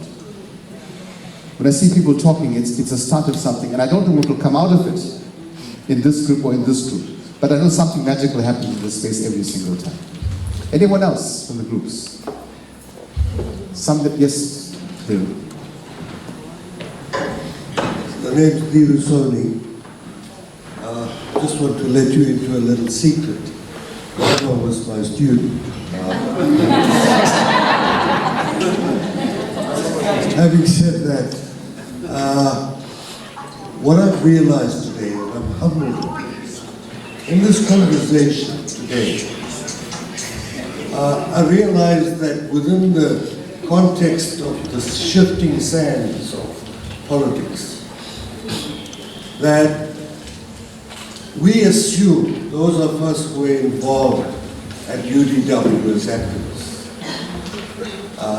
we thought Marxism, we thought everything. We thought how we would destroy apartheid. We may have destroyed apartheid, but poverty still exists, racism still exists. So we made the assumption that when 1994 came, much of what we fought for would have ended. And that would have been our victory. I've just realized today, having heard the youngsters from KFN, that struggle is not an event. It's a process. And it will continue. That we must begin now to listen to the younger ones. Because after all, this is what this country is going to be. It's going to be, the future will be in the hands of the younger ones. Not the politicians of today. But what we can do is set the scene for them. To say, what can we do to assist them to achieve what we couldn't do? For example, the fees must fall to pay. We fought for that. We fought for free education because many of us couldn't afford to go to university. But the youngsters showed us that they can do it. And I think if there's anything that comes out of this today, for me, is that we must empower the youth. We failed in many respects.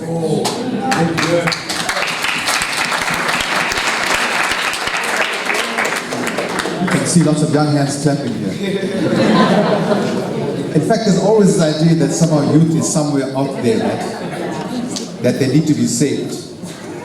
I was at a conference last week with government, and this one young man stood up. He says, I want to make something very clear. Stop talking about us as the vulnerable youth, as the marginalized youth, that the youth has to be fixed up somehow. And he says, we are the future. You better believe it. And this guy didn't say it with arrogance. He said as a fact.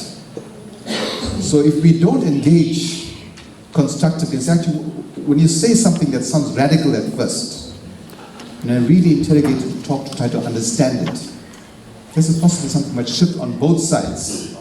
Because we have a common agenda, right? It's not a different agenda, it's a common agenda. But the frustration is building up. of not being listened to in the space, of having programs thrown at you to save you. And we see you as drug-ridden gangsters. All the negatives that are there are in your space all the time. So there's a notion of saying, and as Dilo said, how do we shift that to say actually young people are the future? And the future is not tomorrow, it's actually already upon us. It's here right now in the room, it's sitting with us. So how do you young guys start to engage in spaces like this, to open up and start these conversations differently? So let's hear the last young voice here.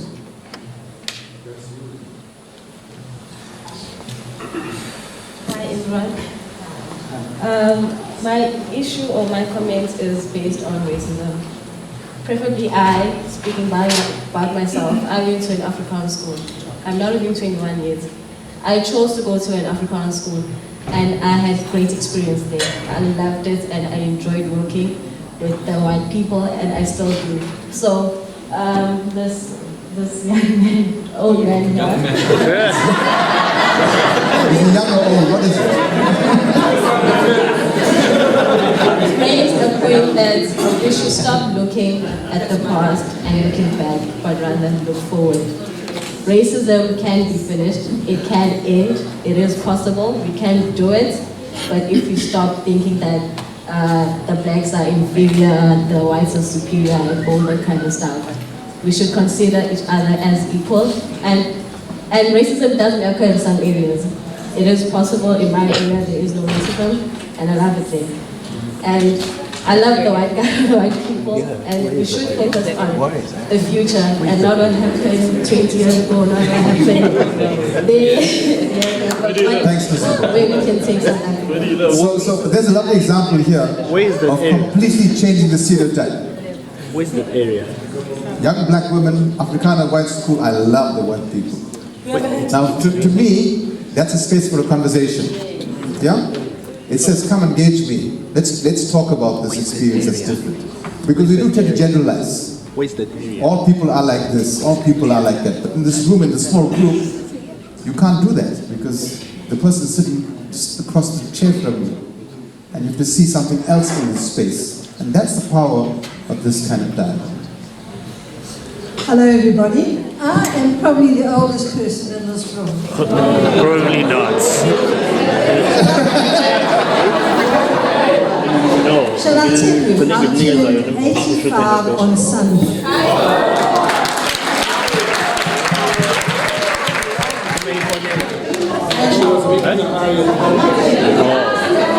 Okay.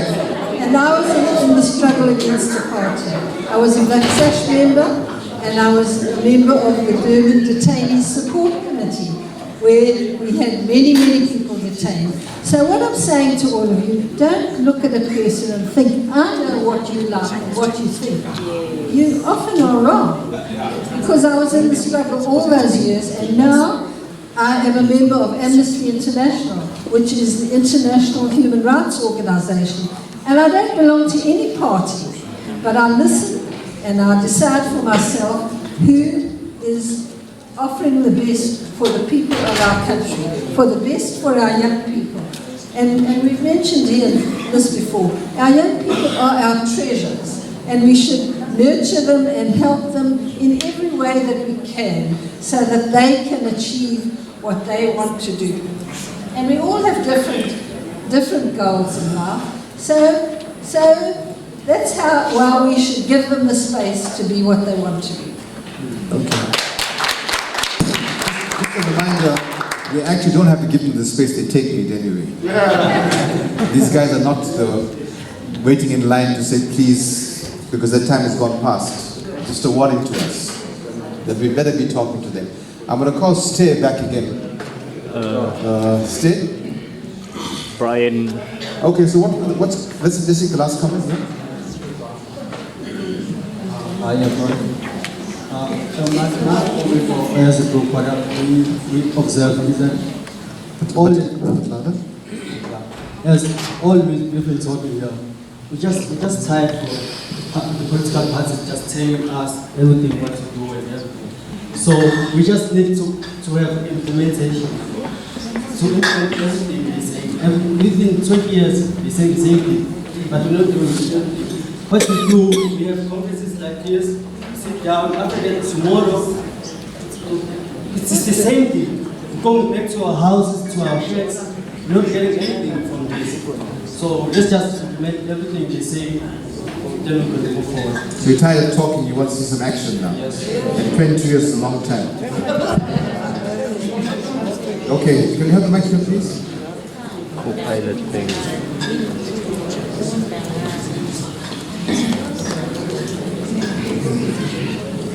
Thank you very much. Yeah. No, I would like to say that we may not have everything from the political parties, but land is everything for a black man. Land is our economy. That's what I want to say. We want to hear more conversation about the land question. We want to hear more about the land question. And for the youth, I think it's time now that we must popularize the debates so that we may have this conversation, because what is trending now is the news that makes us lose focus, like the waves of Nicki Minaj, the waves of whoever. So if that debating culture can be more, like you see it on our screens everywhere. The media, I urge the media to. Okay, thank you very much. So I'm going to hand over to Stay again to our panel. Thank you very much, everyone. Rama, thank you very much. Let's give Rama a big round of applause. Thank you very much. I must also thank you for your participation and for staying over. I know that time is against us. To our panelists, thank you very much for your patience, and to everyone who has contributed. This is the last session, as you have just been discussing about the role of the youth. At DDP, we always walk the talk. We have a young gentleman here by the name of Brian Bengu, who's going to take over with the last session. Just ignore the beard, okay? That's what these young people are doing now. So Brian will take us through until the end of the session. Let's give him a big round of applause.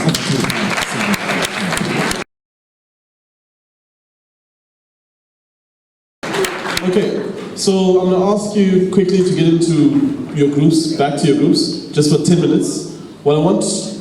Hi, my name is Brian Bengu. I'm a project facilitator and coordinator at DDP. Sorry about that. So I'm very excited about this question. So get back into your groups, and we'd like to have a discussion. One question from each of the groups that you would like to ask the panelists to talk to, specifically in regards to what do you want to happen with your vote on the 3rd of August as a group? What do you want to happen with your vote on the 3rd of August? So what mandate are you giving to the political party? And then they will have an opportunity to respond when they give their last message to us in their closing statements. So what do you want to see happen with your vote on the 3rd of August? Our question will be, hi everyone, my name is Domfuti, Umego from the IUP. Our question will be, how are you political parties will make sure that you use our vote accordingly to trust, transparency, freedom, unity, and respect after we voted for you? How are you gonna make sure that each and every one of us is listened to after the election when your party wins? Thank you. Question here? Hi everyone, I'm Samantha from ACC. And the question that I would like to pose to the parties is that how after we have voted for you, or I have voted for you, will you ensure that you promote and encourage youth development and give us feedback on that development and those programs once they have been, once you come up with them? Thank you. Next group? And here? Thank you. My question is directed to the issue of the tender system. I just want to check any political party is going to be able to have more votes and rule. What is the new system that are going to be implemented to change all this corruption based on the tender system? Because there is a tendency of saying... Thank you, ma'am. It's just a question. That's an intimidation. Thank you so much. And remember, guys, it's just a question.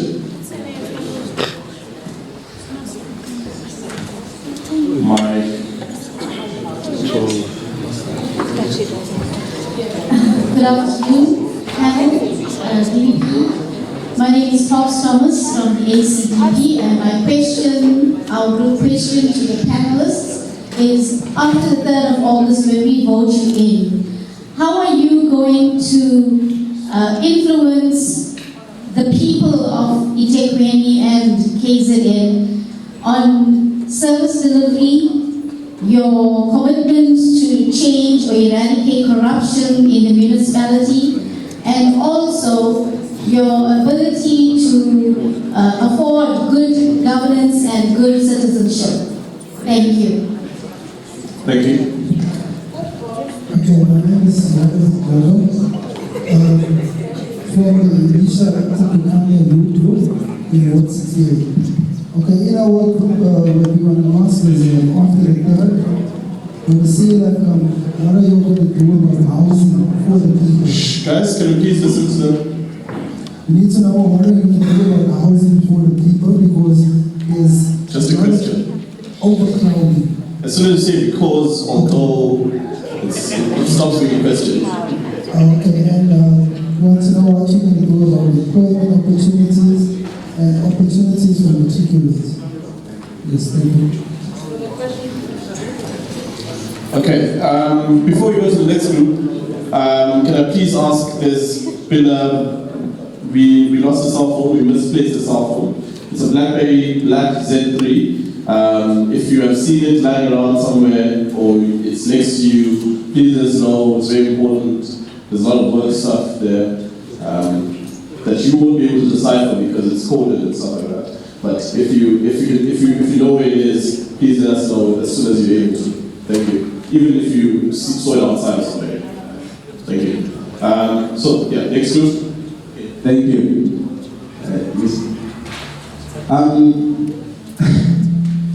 We have a concern as this group here. And it's a multi-party group. It's party only no civil society. So I'm posing a question to all of you guys who are in the panel. Our concern is that we know that when you are in power as either a councillor, MPL, a minister, president, there is a mandate that you have from your political party. Now the question that we are asking is, how are you going to ensure that it is actually the will of the community, or rather it is actually the needs of the community that you put first as opposed to those of your party? Thank you. Thank you. Good afternoon, comrades. My name is Sabanimia from Right to Know. Our group questions are 3, although there are a lot of questions, but we prioritize these 3. The first one is to our panelists. After the 3rd of August, will you be able to know the housing list? We've been battling with the issue of housing list. We heard the comrade there from the ANC talking about houses that they built in 158, but who is going to occupy those houses? Will you be able to know the housing list? Thank you. The second one is... There's one question from you. Thank you. Can we have the next question there? Good afternoon, everybody. My name is Shoaib Rahman. I am president of the Civil Service. I'm from MCC. Our question to the panel, after discussing 2 issues, so I'm going to fill in one question. Our first question is, how do you as the parties plan on changing or putting the economy back into people's power and alleviate poverty as well as division in the education system, where private school children and government school children have to apply for the same university. How do you plan on alleviating that division? Thank you. Thank you, Sean. Janet?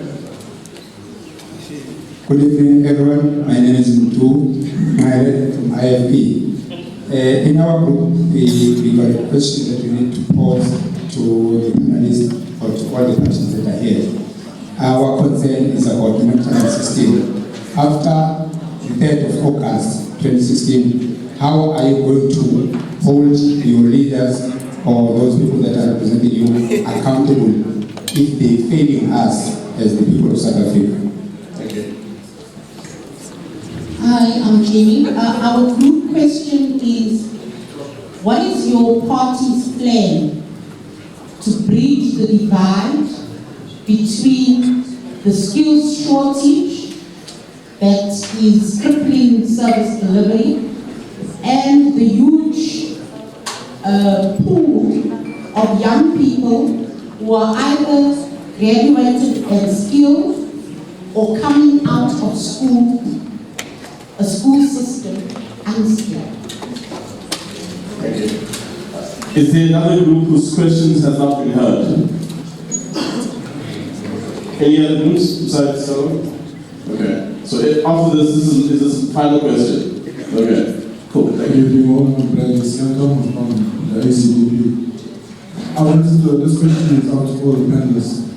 How are you, as the panelists here this evening, going to ensure that those councillors that you have are held accountable for corruption, and how are you going to deal with it?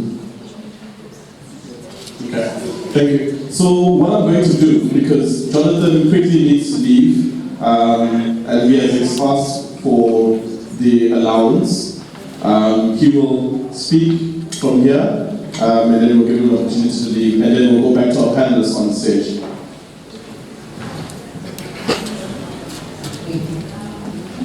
Thank you for the opportunity. I think a lot of the questions have similar answers, so I'm just going to address a few of those questions. The first is how we're going to ensure that there is constant contact between the voter and our political party.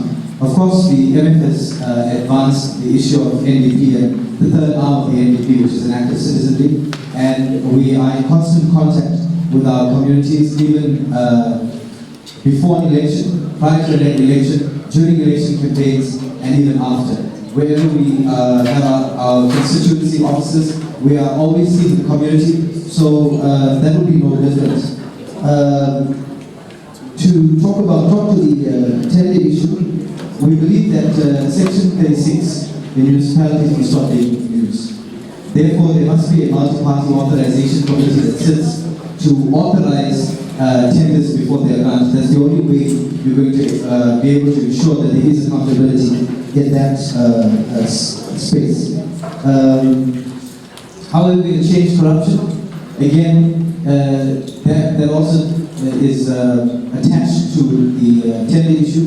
You have to have an organization or a committee that is multi-party, that is giving oversight to the organization or to the issues that are being addressed in that part. Housing, the issue of housing is that there must be a list. At present, I don't think there is a list. So there must be a list, and it must be needs-based. It must also address the issue of widows, must also address the issue of youth, because housing is the first step to independence, and our young people need housing. Also, it's the type of housing that we issue. It's the type of housing that we issue. Isn't the houses where if you open your door in your house, it's touching your neighbor's house? What is the type of housing that we're giving? And also, to bring in social cohesion, who are we giving these houses to? Are we giving it to a particular race group, so we only have a specific culture that's being enhanced, or are we giving it to a greater group? Thank you very much to you, Jonathan. So I'm going to go back to the panelists as we are seated here to be able to respond and just present a last message to the general public. Please remember that the presentations will have to be a maximum of 3 minutes each. So I know there were a lot of questions asked, but if you could respond to things that were most pertinent to your own manifesto as well in closing. So I'd like to start on the NFP's end. Thank you very much for the opportunity. On the question of trust and the respect, as the NFP have outlined that one in our manifesto where we said that we need to strengthen public participation. I was very happy to hear that one of the group did participate when they were talking about this issue of making a point that people need to be educated more about the war rooms, because we do have war rooms, but people, they don't attend them because they don't have information as to how does these war rooms work. In the issue of tender system, as the NFP are saying that we need to review our procurement policies, because one of the challenges we have seen that throughout the government there is a tendency where one person or not even more than half of the people who reside in that particular area who always benefit. We are saying as the NFP there need to be the system where if I have benefited from this tender, there need to be a period where I am not allowed to also get another tender in that particular municipality. So that when we're talking about economy, it needs to be a thing where everyone can benefit from the economy. On the issue of corruption, we have said as the NFP that when we're talking about corruption, we are not only looking at the issue of councillors, we are also looking at the issue of officials, where some of these officials, they are doing corruption, where you find that some of the laws, the Systems Act, they make it hard for the municipality to take a decision when that person is found with corruption. We also need that one needs to be reviewed so that it should be very easy if every evidence is being found that you are guilty in doing that. With the issue of housing, we are also saying that as the NFP, there need to be waiting lists, but the waiting list need to be transparent. If I have applied today to get a house, I need to know that I am number so and so, because when you're talking about the list, when you don't even know which number do you have, you will also have a problem. With the issue of the mandates of the political party, I think one of the major things that we need also to say as the political parties that when we are elected, we need to make it a point that we go back to our constituents, so that we also hear from people as to are we still on track, because most of the time when we are elected, we don't go back to our constituency, we also go back to them when we want them to vote for us. The issue of public participation also raised there. And then on the issue of the economy, which was raised by one of our young person here. When we're talking about the issue of education, yes indeed, the issue of education is in the office of the national minister. But as the NFP, we are saying that the OBE system, the NCR system that we have right now, needs to be revisited. Thank you very much. Thanks. We are very passionate about youth development as the EFF. We are young people ourselves. So that's why we just laugh. You will hear some very old men and women who have grandchildren and great-grandchildren talking about Vision 2030, when we know for sure they will be long dead by 2030. So we are not we are not a party of words and promises. We make commitments. When we went to Parliament, we said to you, South Africa, Parliament will never be the same again. We are going to challenge Uganda corruption. We are going to radicalize Parliament to begin to look into the pressing issues that afflict the South African population. That's precisely what we've done. Let me give you an example of where we've governed. Yes, of course, give yourself an opportunity to hear me. In the student movement, where we have contested elections at universities and won. University of Limpopo comes to mind, Valley University of Technology, Northwest University. For the first time at the University of Limpopo, the EFF Student Command-led SRC challenged the management of the university that no academically deserving student will be prevented from registering purely on the basis that they don't have money to register. We read that the university and government said it's not going to happen, and not a single student was prevented from registering and getting education because they come from poor background. Here is a practical example. Now we are saying we want 5 years. We have a 5-year plan. You look at how long it took Germany. These are big examples. After both world wars, to get back on its feet. You go to South Korea. You go to Japan. 20 years is more than enough. This idea, this notion, no, colonialism was 300 years, you only had 22 years. You don't have a plan, you don't have a vision. We want 5 years only. That's all. If we fail, put us out. We will make sure that service. We have said to our councillors, you are not going to reside outside the ward where you are counselling. Yeah? You are going to make your cell phone number known, accessible by the entire community, and you'll be available 24 hours a day. You will look after the need, you will take care of orphans, you will be the mother figure, the father figure, and look after those who can't look after themselves. We are saying the rich must subsidize the poor. The poor must not pay for electricity. It's fine to claim 87% electrification. Go and look at the large number of poor people that self-disconnect because they can't afford electricity. Yeah. They are taxed, but there's no water coming out. On the SADP. Yes. 3 minutes, Chief. Mr. Drake. Thank you. I think on the first question with regards to promoting transparency, the ACDP very clearly is a party that supports it. The ACDP, look at our track record. We speak very strongly in favor of openness, transparency, integrity. It's basically who the ACDP is.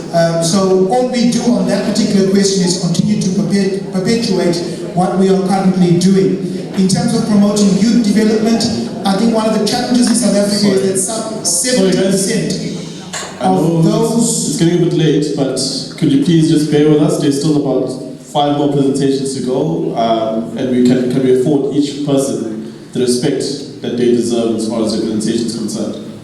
Okay. I think that it's sad that in South Africa that some 70% of those who are unemployed, 70% of the 40% that are unemployed on the expanded definition of unemployment, but some 70% of those who are unemployed are actually youth.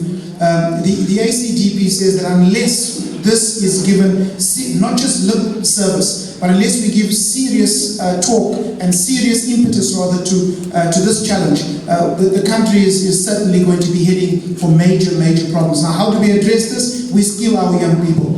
We ensure that even at a school level, we are already identifying that the young people, that they know the particular career path that they are following, and we link them up with universities, we link them up with companies, not when they leave school, but while they are still in school. So this is one of the initiatives that the ACDP will introduce. With regards to the tender system, I think that there are certainly many loopholes within the tender system, where certain tenders favor certain individuals, nepotism, cronyism, and so on, family members obtaining tender. Within the ACDP, no such thing. If a councillor is found to have breached the Supply Chain Management Act, the Municipal Finance Management Act, or any law within the council system, that particular councillor, whether it's an ACDP councillor or any other councillor, will meet the full might of the law. So we will not certainly tolerate any breaches with regards to corruption within the tender system. On housing, I think that very clearly the ACDP's policy on housing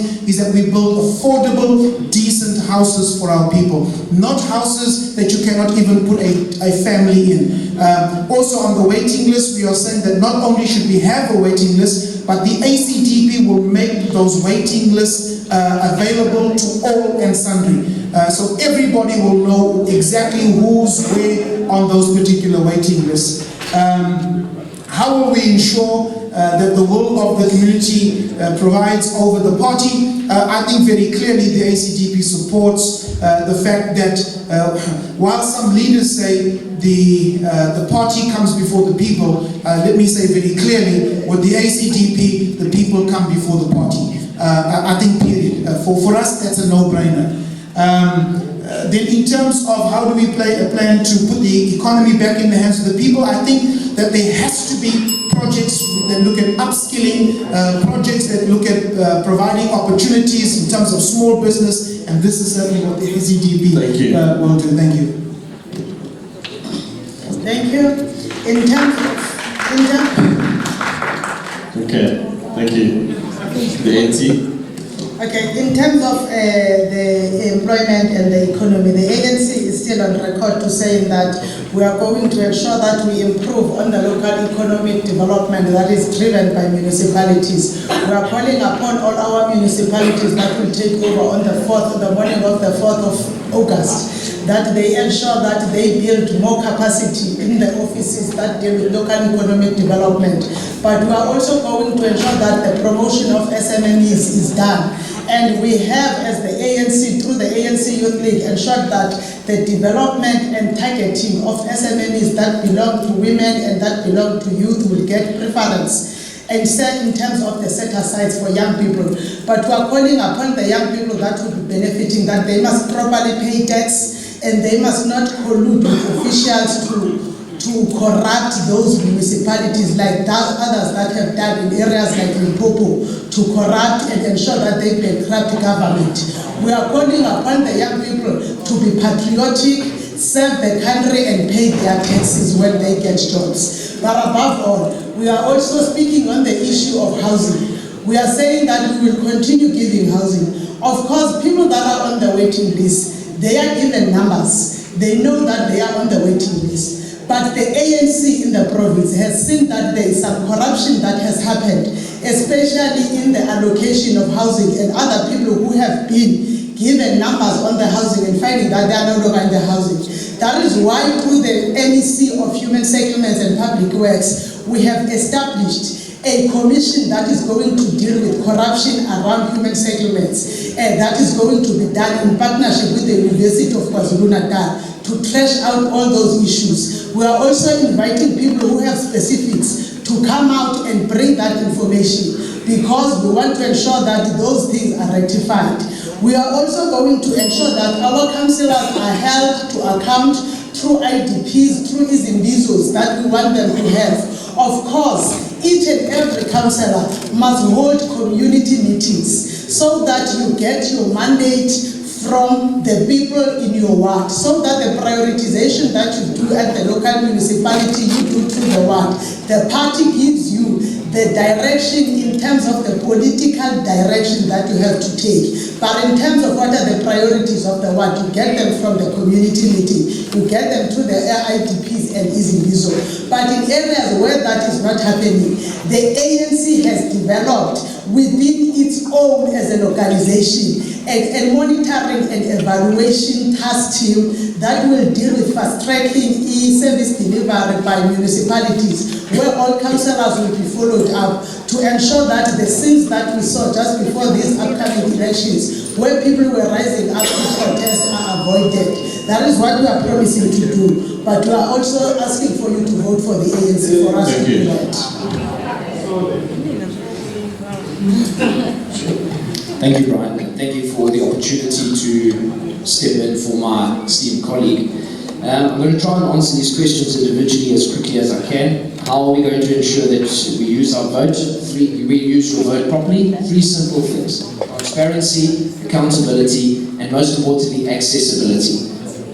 Councillors' cell phone numbers, councillors' email addresses need to be made widely available, publicised in local publications, so that people have that information readily available to them.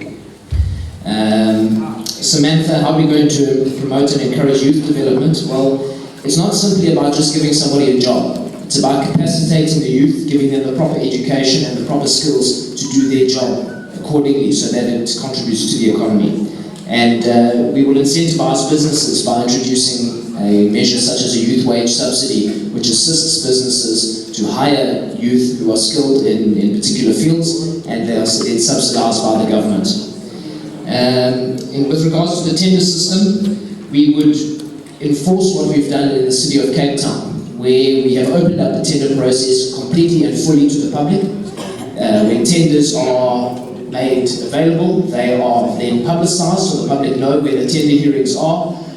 Politicians are not allowed to attend those tender hearings. No councillors, no members of parliament, no politicians are allowed to have any influence in those hearings. Only members of the public who feel that they have a vested interest in the delivery of the services that those companies are purporting to provide.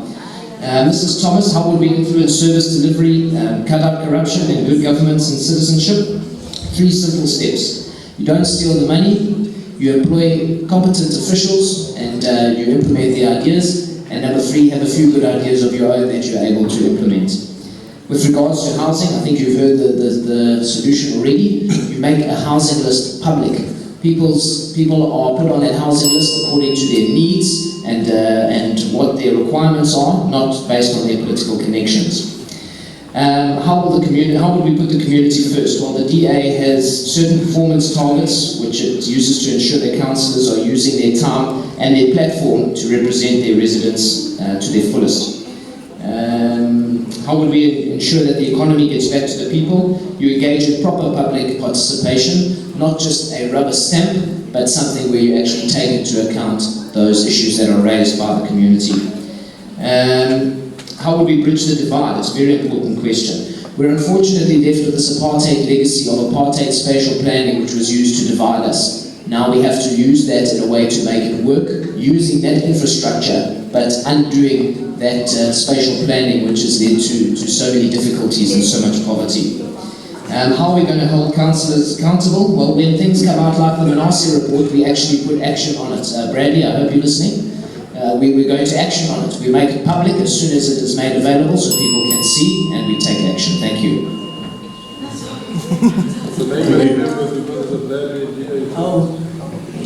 Absolutely. How to ensure that your vote is used to empower you as citizens? How to hold our officials or councillors accountable? First and foremost, you will be our ears and eyes in this way. First, IFP councillors are going to sign a contract or a pledge. But then, during the first month of his or her assuming responsibility, she must provide our head office. We have what we call a political oversight committee, which oversees councillors and other public reps. They must provide them with details, addresses of every stakeholder in their ward, your churches, your traditional leaders, your mosques, your all organizations. Then we shall write to them and say to them, look, we depend on you because as IFP we can't be everywhere. We depend on you to monitor that councillor. Whatever meetings he, she calls, you must be part thereof. Every, say, 3 months, he, she must ensure that he, she holds meetings where he, she reports. You must also give us feedback at the head office whether or not you are ahead with him or her. Should there be complaints about that councillor, high officials from the party will investigate that, and we have a very smooth and functioning DC machinery in the IFP. We are known for expelling people. So if you help us as our ears and eyes and mouths and feet as the IFP, we'll be able to ensure that we monitor our officials every day of the week. Then on question of housing, we only appealing to you to allow us to start where we ended off. I did say here that we've had houses built. Those houses that were built were given to people without considering their political affiliation.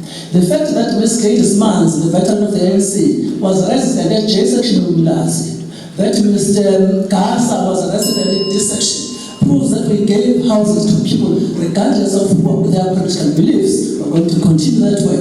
But we're also going to set the sites and sell them at no cost, because it is not the job of government to make profit. On top of that, we are going to ensure that informal settlements, where they are temporarily, there is provision of water and electricity, so that no informal town settlements will always go up in flames because people are using paraffin and other such things. Also, we will call upon big business. They must come into the party. They must ensure that those who are employed by them, they assist them towards getting houses, because it is in the interest of that business person to ensure that his employees do have shelter, so that they'll be able to come to work and provide and give production. Am I? Yes, thank you.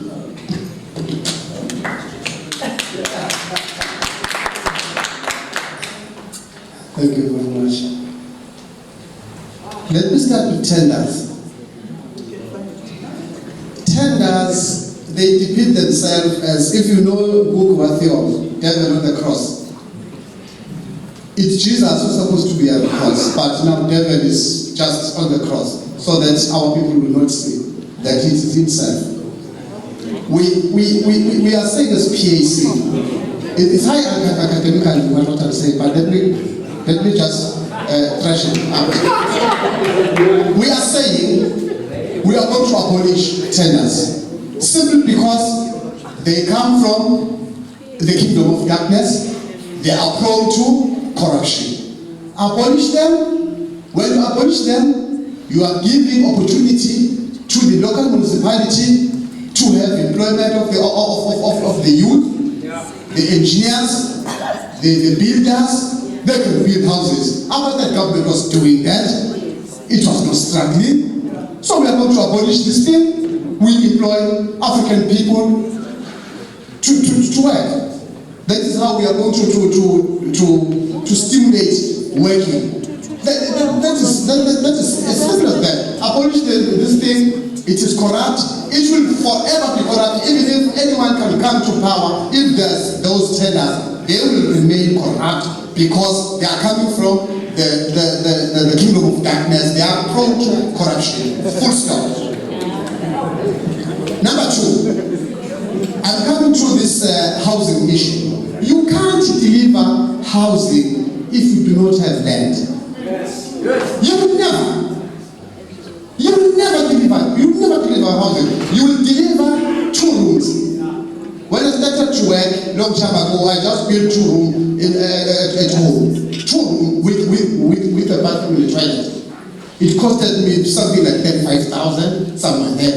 But today you find 2 rooms costing 55,000. You find 2 rooms costing 1. So I'm saying we need to teach our youth the truth that South Africa does not belong to all who live in it. It belongs to Africans. That is a historical fact, and it must be known by the youth. Let me make an example. If this is my water, if my brother here steals this water, right? He steals my water. I know who stole my water, and then all of a sudden, someone comes that this water belongs to all who have spilled it. What is that? Essentially, what that statement says, essentially, that particular person who is saying that this water belongs to all who have said it is actually dividing my water before I repossess my water. The land, we need to repossess the land and then divide it. We're not saying we're not going to divide it to what? Repossess it belongs to Africans, then we have their right guests, give it to them.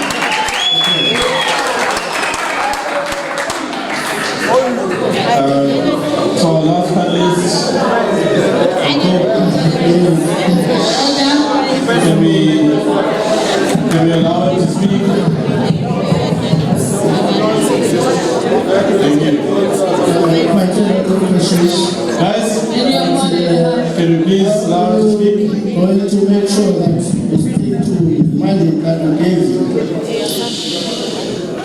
At Cook, we believe it starts at the person you elect. When you elect the councillors, you have to make sure you elect people of integrity, honest people of integrity. those people, and then it will be easy to hold them to account those people. When it comes to housing is where most of corruption is centered.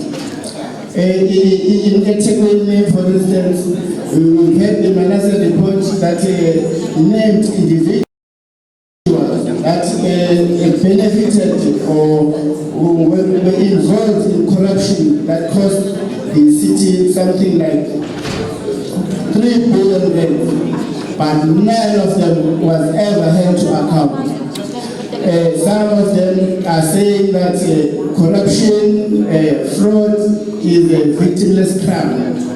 But when the people in informal settlements like Kennedy Road, their houses are destroyed by fire and many are left homeless, can you not say that those people are the victims of the crime? So housing does have to have a list, as most have said, and it must be at the correct department. Housing must not be left to the councillors. You must make your applications at the Human Settlements Department, so that when the houses are built, you know I'm number 4 or I'm number 5. The councillor doesn't get there is no part in it. Only except for every time when we are applying. And then their councillors are not the people who are going to come and give out houses as if they are sweets or everything. That is why you get councillors that are selling houses. The next one, how are you going to make sure leaders are held to account? Congress of the People is the only party that is so strict with holding people to account that it even fired its own deputy president. We did not defend anybody. Whenever there are allegations against somebody, even the president himself, he will be held to account and recalled if need be. Thank you. Can we give all of our panelists a round of applause?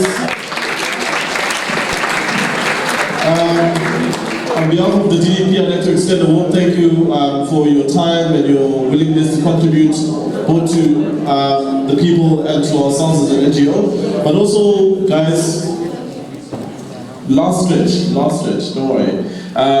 So, because we are aware that politics is a place in which everyone must contribute into making it as proper as possible and as homely as possible, we as civil society also have some contributions into the space insofar as making sure that this process comes across as open and as free and as accessible as possible. So in that light, I'd like to invite Olisi from the KRCC to just brief us on what the civil society response is as far as what's happening leading up to the local government elections. Please give him a round of applause.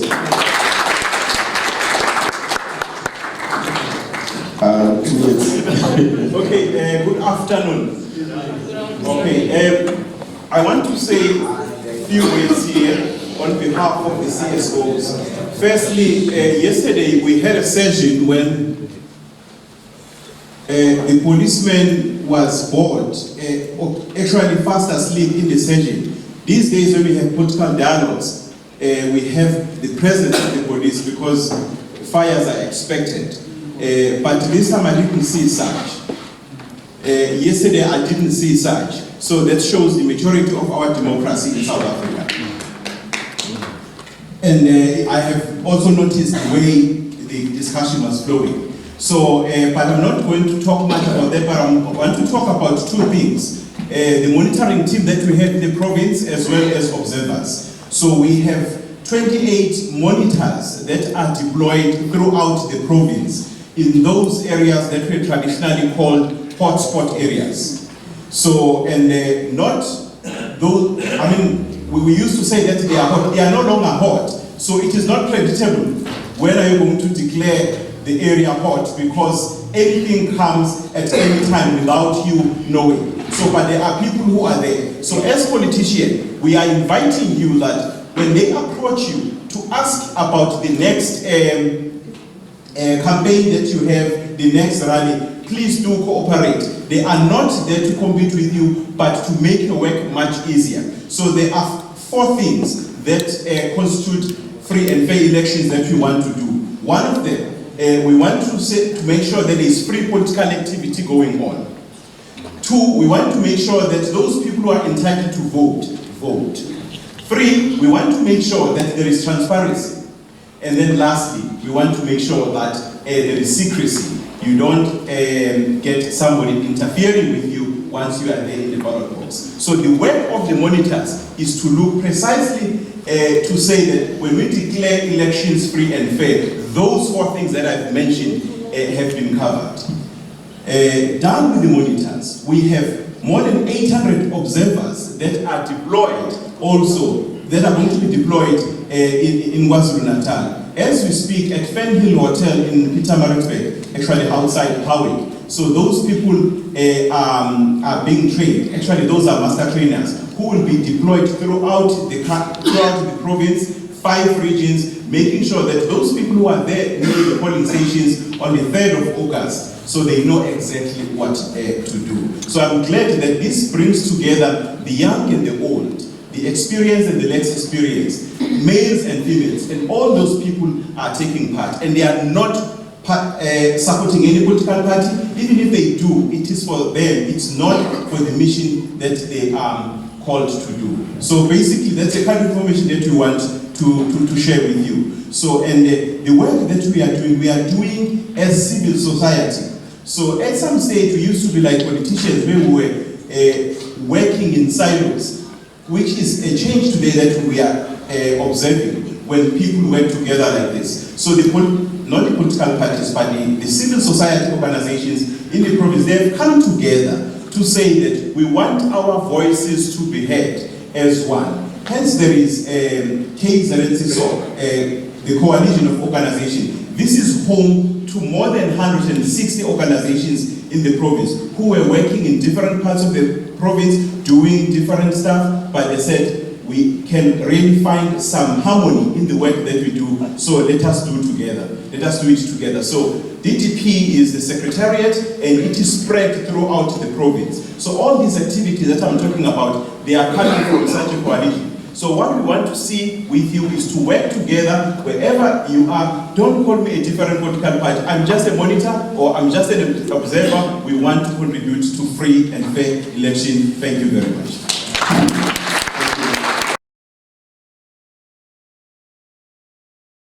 In closing, first I want us to thank our political parties. And we put our hands together for them. We've just been monitoring how our social media platform is performing, and there's so much people thanking us for bringing them together, because this is one of a kind in the country. So I really want to thank you for making time and to come and tell us about your manifestos and how you want us to participate and give you the support. Like Stay said, I won't say which party to win, but I just want to wish you all the best. And secondly, I would like to give yourself a round of applause for doing a great job this afternoon. Thank you so much again for leaving your work and other spaces that you could have been this afternoon and coming to support us in this kind of work, and also for making your voice heard. This is very important because this is what is strengthening democracy in our country, and we are very excited that you stood with us and be with us up to this time of the day. I also want to thank members of the media who also came to support us. You're sure you're going to be seeing a lot of this in our media platforms tonight and tomorrow and for a few days to come. I also want to thank Jen and his team for the great work you've done in making sure that we are able to be heard and to be seen today. While I'm still talking about it, I would like to remind you, we're going to have the following community dialogues. Again, there's some people who tend to think that we only do dialogues in spaces like this. You remember Dr. Rama just said that we cannot fit everybody here. So we always bring a balance. So we are going to Montclair on the 26th. If you live in the area or you can make it, please do come. We are going to have another panel like this, but where really action happens. Okay, and then on the 29th, we'll be in Kwamakuta. The hall is based with the Pumelele Community Hall. Please, we look forward to see you. Would like to come again and give us support. And if you follow us on our website, you will get to see the other community dialogues that are going to happen post the election. Because again, we'll afford you another opportunity to say, did they do what they said? And I'm sure you want to come and say something about it, isn't it? And we're also going to have someone, again, another dialogue right here to again post the elections. So that again, we also afford another opportunity for you to engage with them. I would like also to thank our DTP staff. Shall we put our hands together? Yes. Thank you so much, my colleagues. It has been great. And I would like to thank, I don't know who is there from the Elangeni, who is here. I think he's left. But I want to thank them soon. Let them know we are thankful for doing a great job, for giving us an opportunity to do this. Who else have I left? Yeah, I heard there was somebody from the business community. Thank you so much for coming. Anyway, ladies and gentlemen, thank you so much for making it time. Oh, I've just remembered. And Cass Tillman, our founder, Conrad Adenwa Stifter, who also came to visit with us today to be part of this all the way from Johannesburg. Thank you so much. We really appreciate it. May you have a very good evening and look forward to seeing one of our community dialogues or all of them, and look forward to again. Please go and vote and encourage others to do so. Thank you so much.